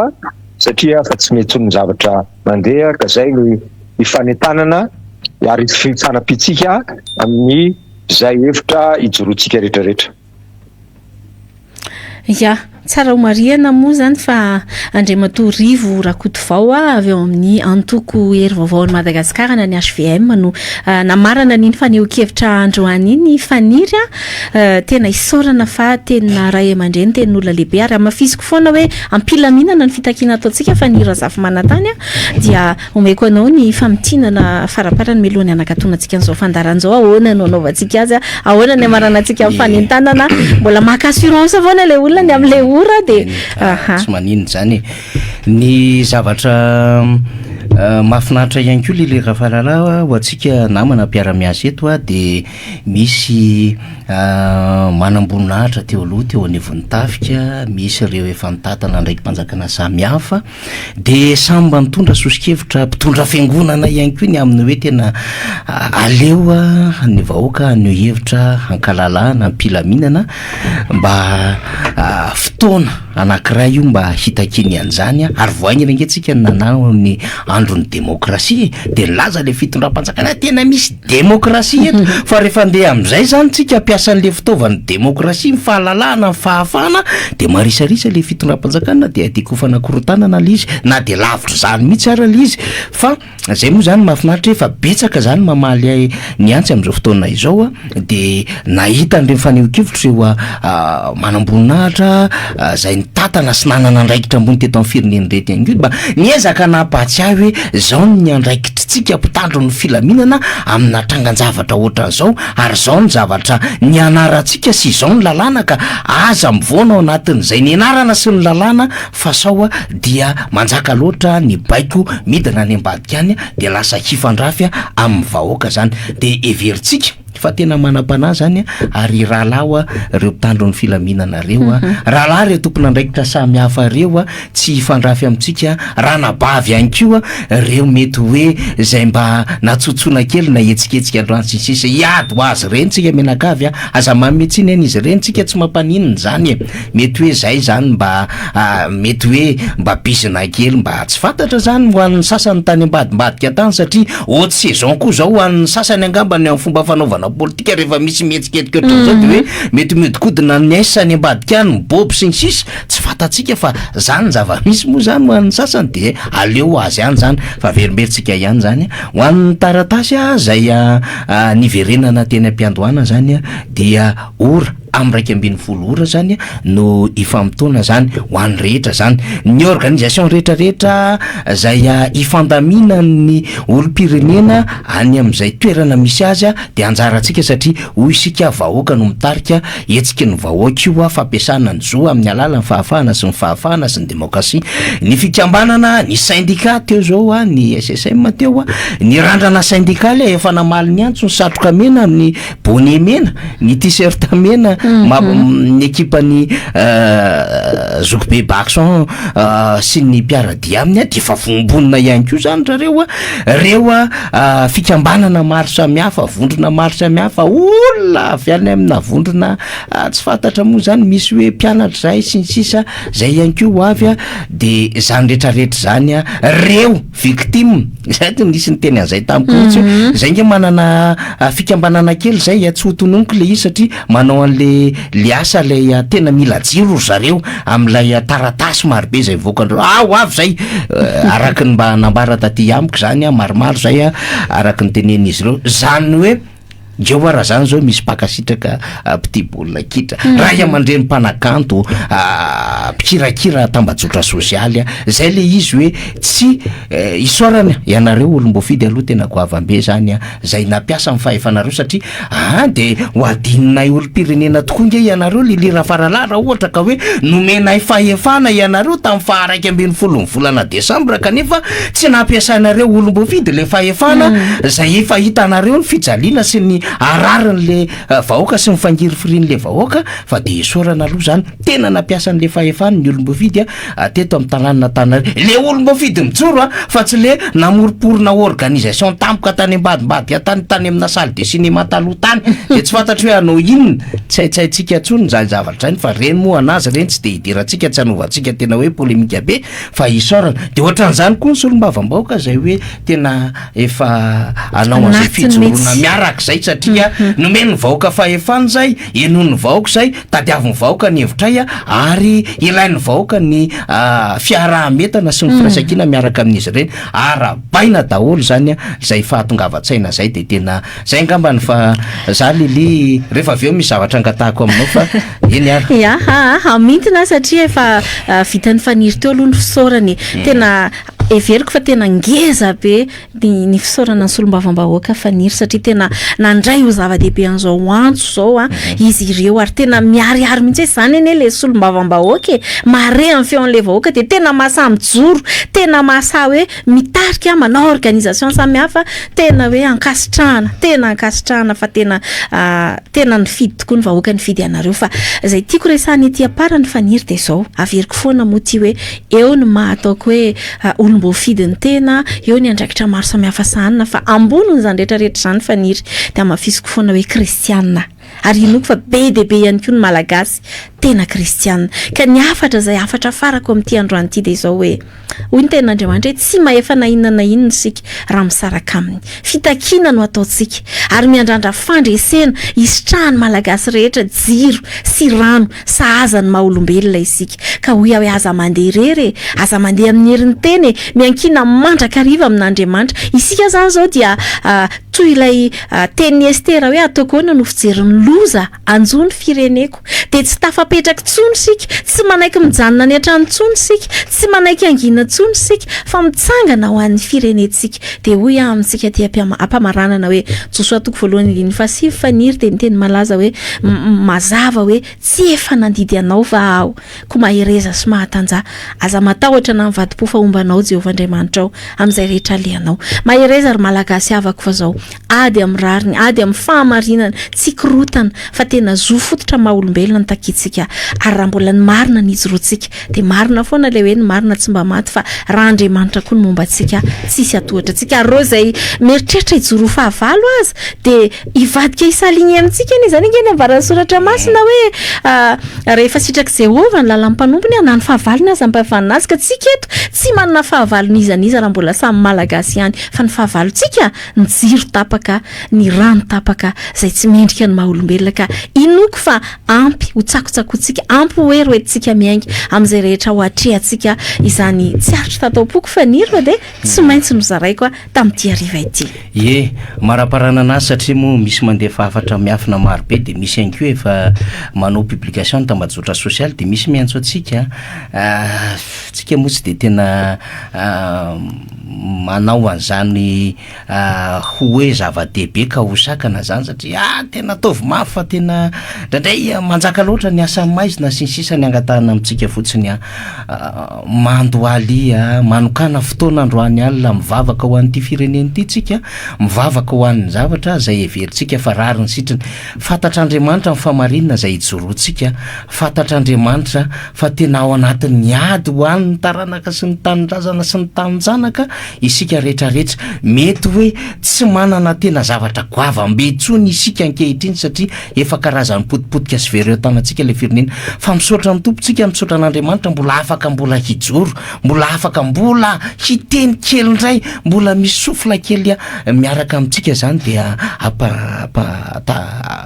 miondrika kely ny lohandroany forotra ny lohalika dia miondrika be hoy lilira faralady miforotra ny lohalika de tena miantso an'Andriamanitra tsika de tsy havitana inona na inona zay mifanindretsika zany reo zay mikasa zany zay anao zavadratsy amin'izay hoe etsika pahamarinana tena amin'ny rariny sy nitsiny zay ampiasaitsika ny lalàna sy ny fitaovana zay eo am-pelantanantsika zay aleo tena hoentitsika amin'izany mihitsy le satria tsy maintsy hain'Andriamanitra mijery ny fahamarinana eo anatrehany tsy fahamarinana hain'Andriamanitra manavaka ny tsara sy ny soa sy ny ratsy eo anatrehan'izany rehetrarehetra izany de rehefa matanjaka tsika misy enerzy ngeza be avoakan'izany ho an'ny zavatra zay mety konasantsika ray andro ihany ange nitadiavintsika ho an'ny rapitso hoe lilira faralahy mba hahafahana satria efa nitondra antsika fanamarina fa rehefa nandeha ty adihevitra ity de efa niena kely adiny roa adiny telo le délestage ka zao zay zany namana sasany no vazivazy tamiko ary tsara mamoaka daty isan-kerinandro ihany zany le mpanolontsaina na le député satria rehefa mamoaka daty isan-kerinandro de mikorompaka le fanjakana dia manay manosika azy ireo hitady vahaolana tsitsatsatsaratra moa zany fa de isorana ny namana teknisiana sy ny rehetrarehetra any ambadika any efa betsaka ny nambara teto hoe fa de amma Andriambavilanitra mpanolontsaina ny tanàna rem-pianakaviana Lili zany tena anao famarana na zao adevitra rehetrarehetra zao de mino fa tena ombavanao lay tena ndo everitsika hoe tena fankahirezana ny vahoaka malagasy eo anatrehany ny fisavorovoro-tsaina samiasa satria misy mitena mamboly mitsy isy korontany io isy an'izao hoe tsy mivoaka pila mihinana tsarytsika misehatra rehetrarehetra jerijery manodidintsika tsy manaiky fandrangitantsika tsy miezaka koa tsika mandrangotra satria mety misy namantsika marobe any amin'ny toerana maro samihafa any resahana reseo lahatra izy ireny fa aza miditra amina lafin-zavatra hafa zay ngamba lilira faralany avaty amiko fa raha ny tena fanindriko aza de hitondra tena vavaka goavambena ho an'ny zavatra zay atrehantsika rapitso eny ary ampy sy feno zay teny faniry teo zay tsy atao ambany zavatra koa ary amafisiko foana hoe tsy vitantsika amin'ny herin'ny tena izany raha ohatra ka resy lahatra tsika hoe satana no mangejana ilay firenentsika mahatonga antsika sahirana tahaka izao mahatonga antsika tsy afaka anaty aizina de tsy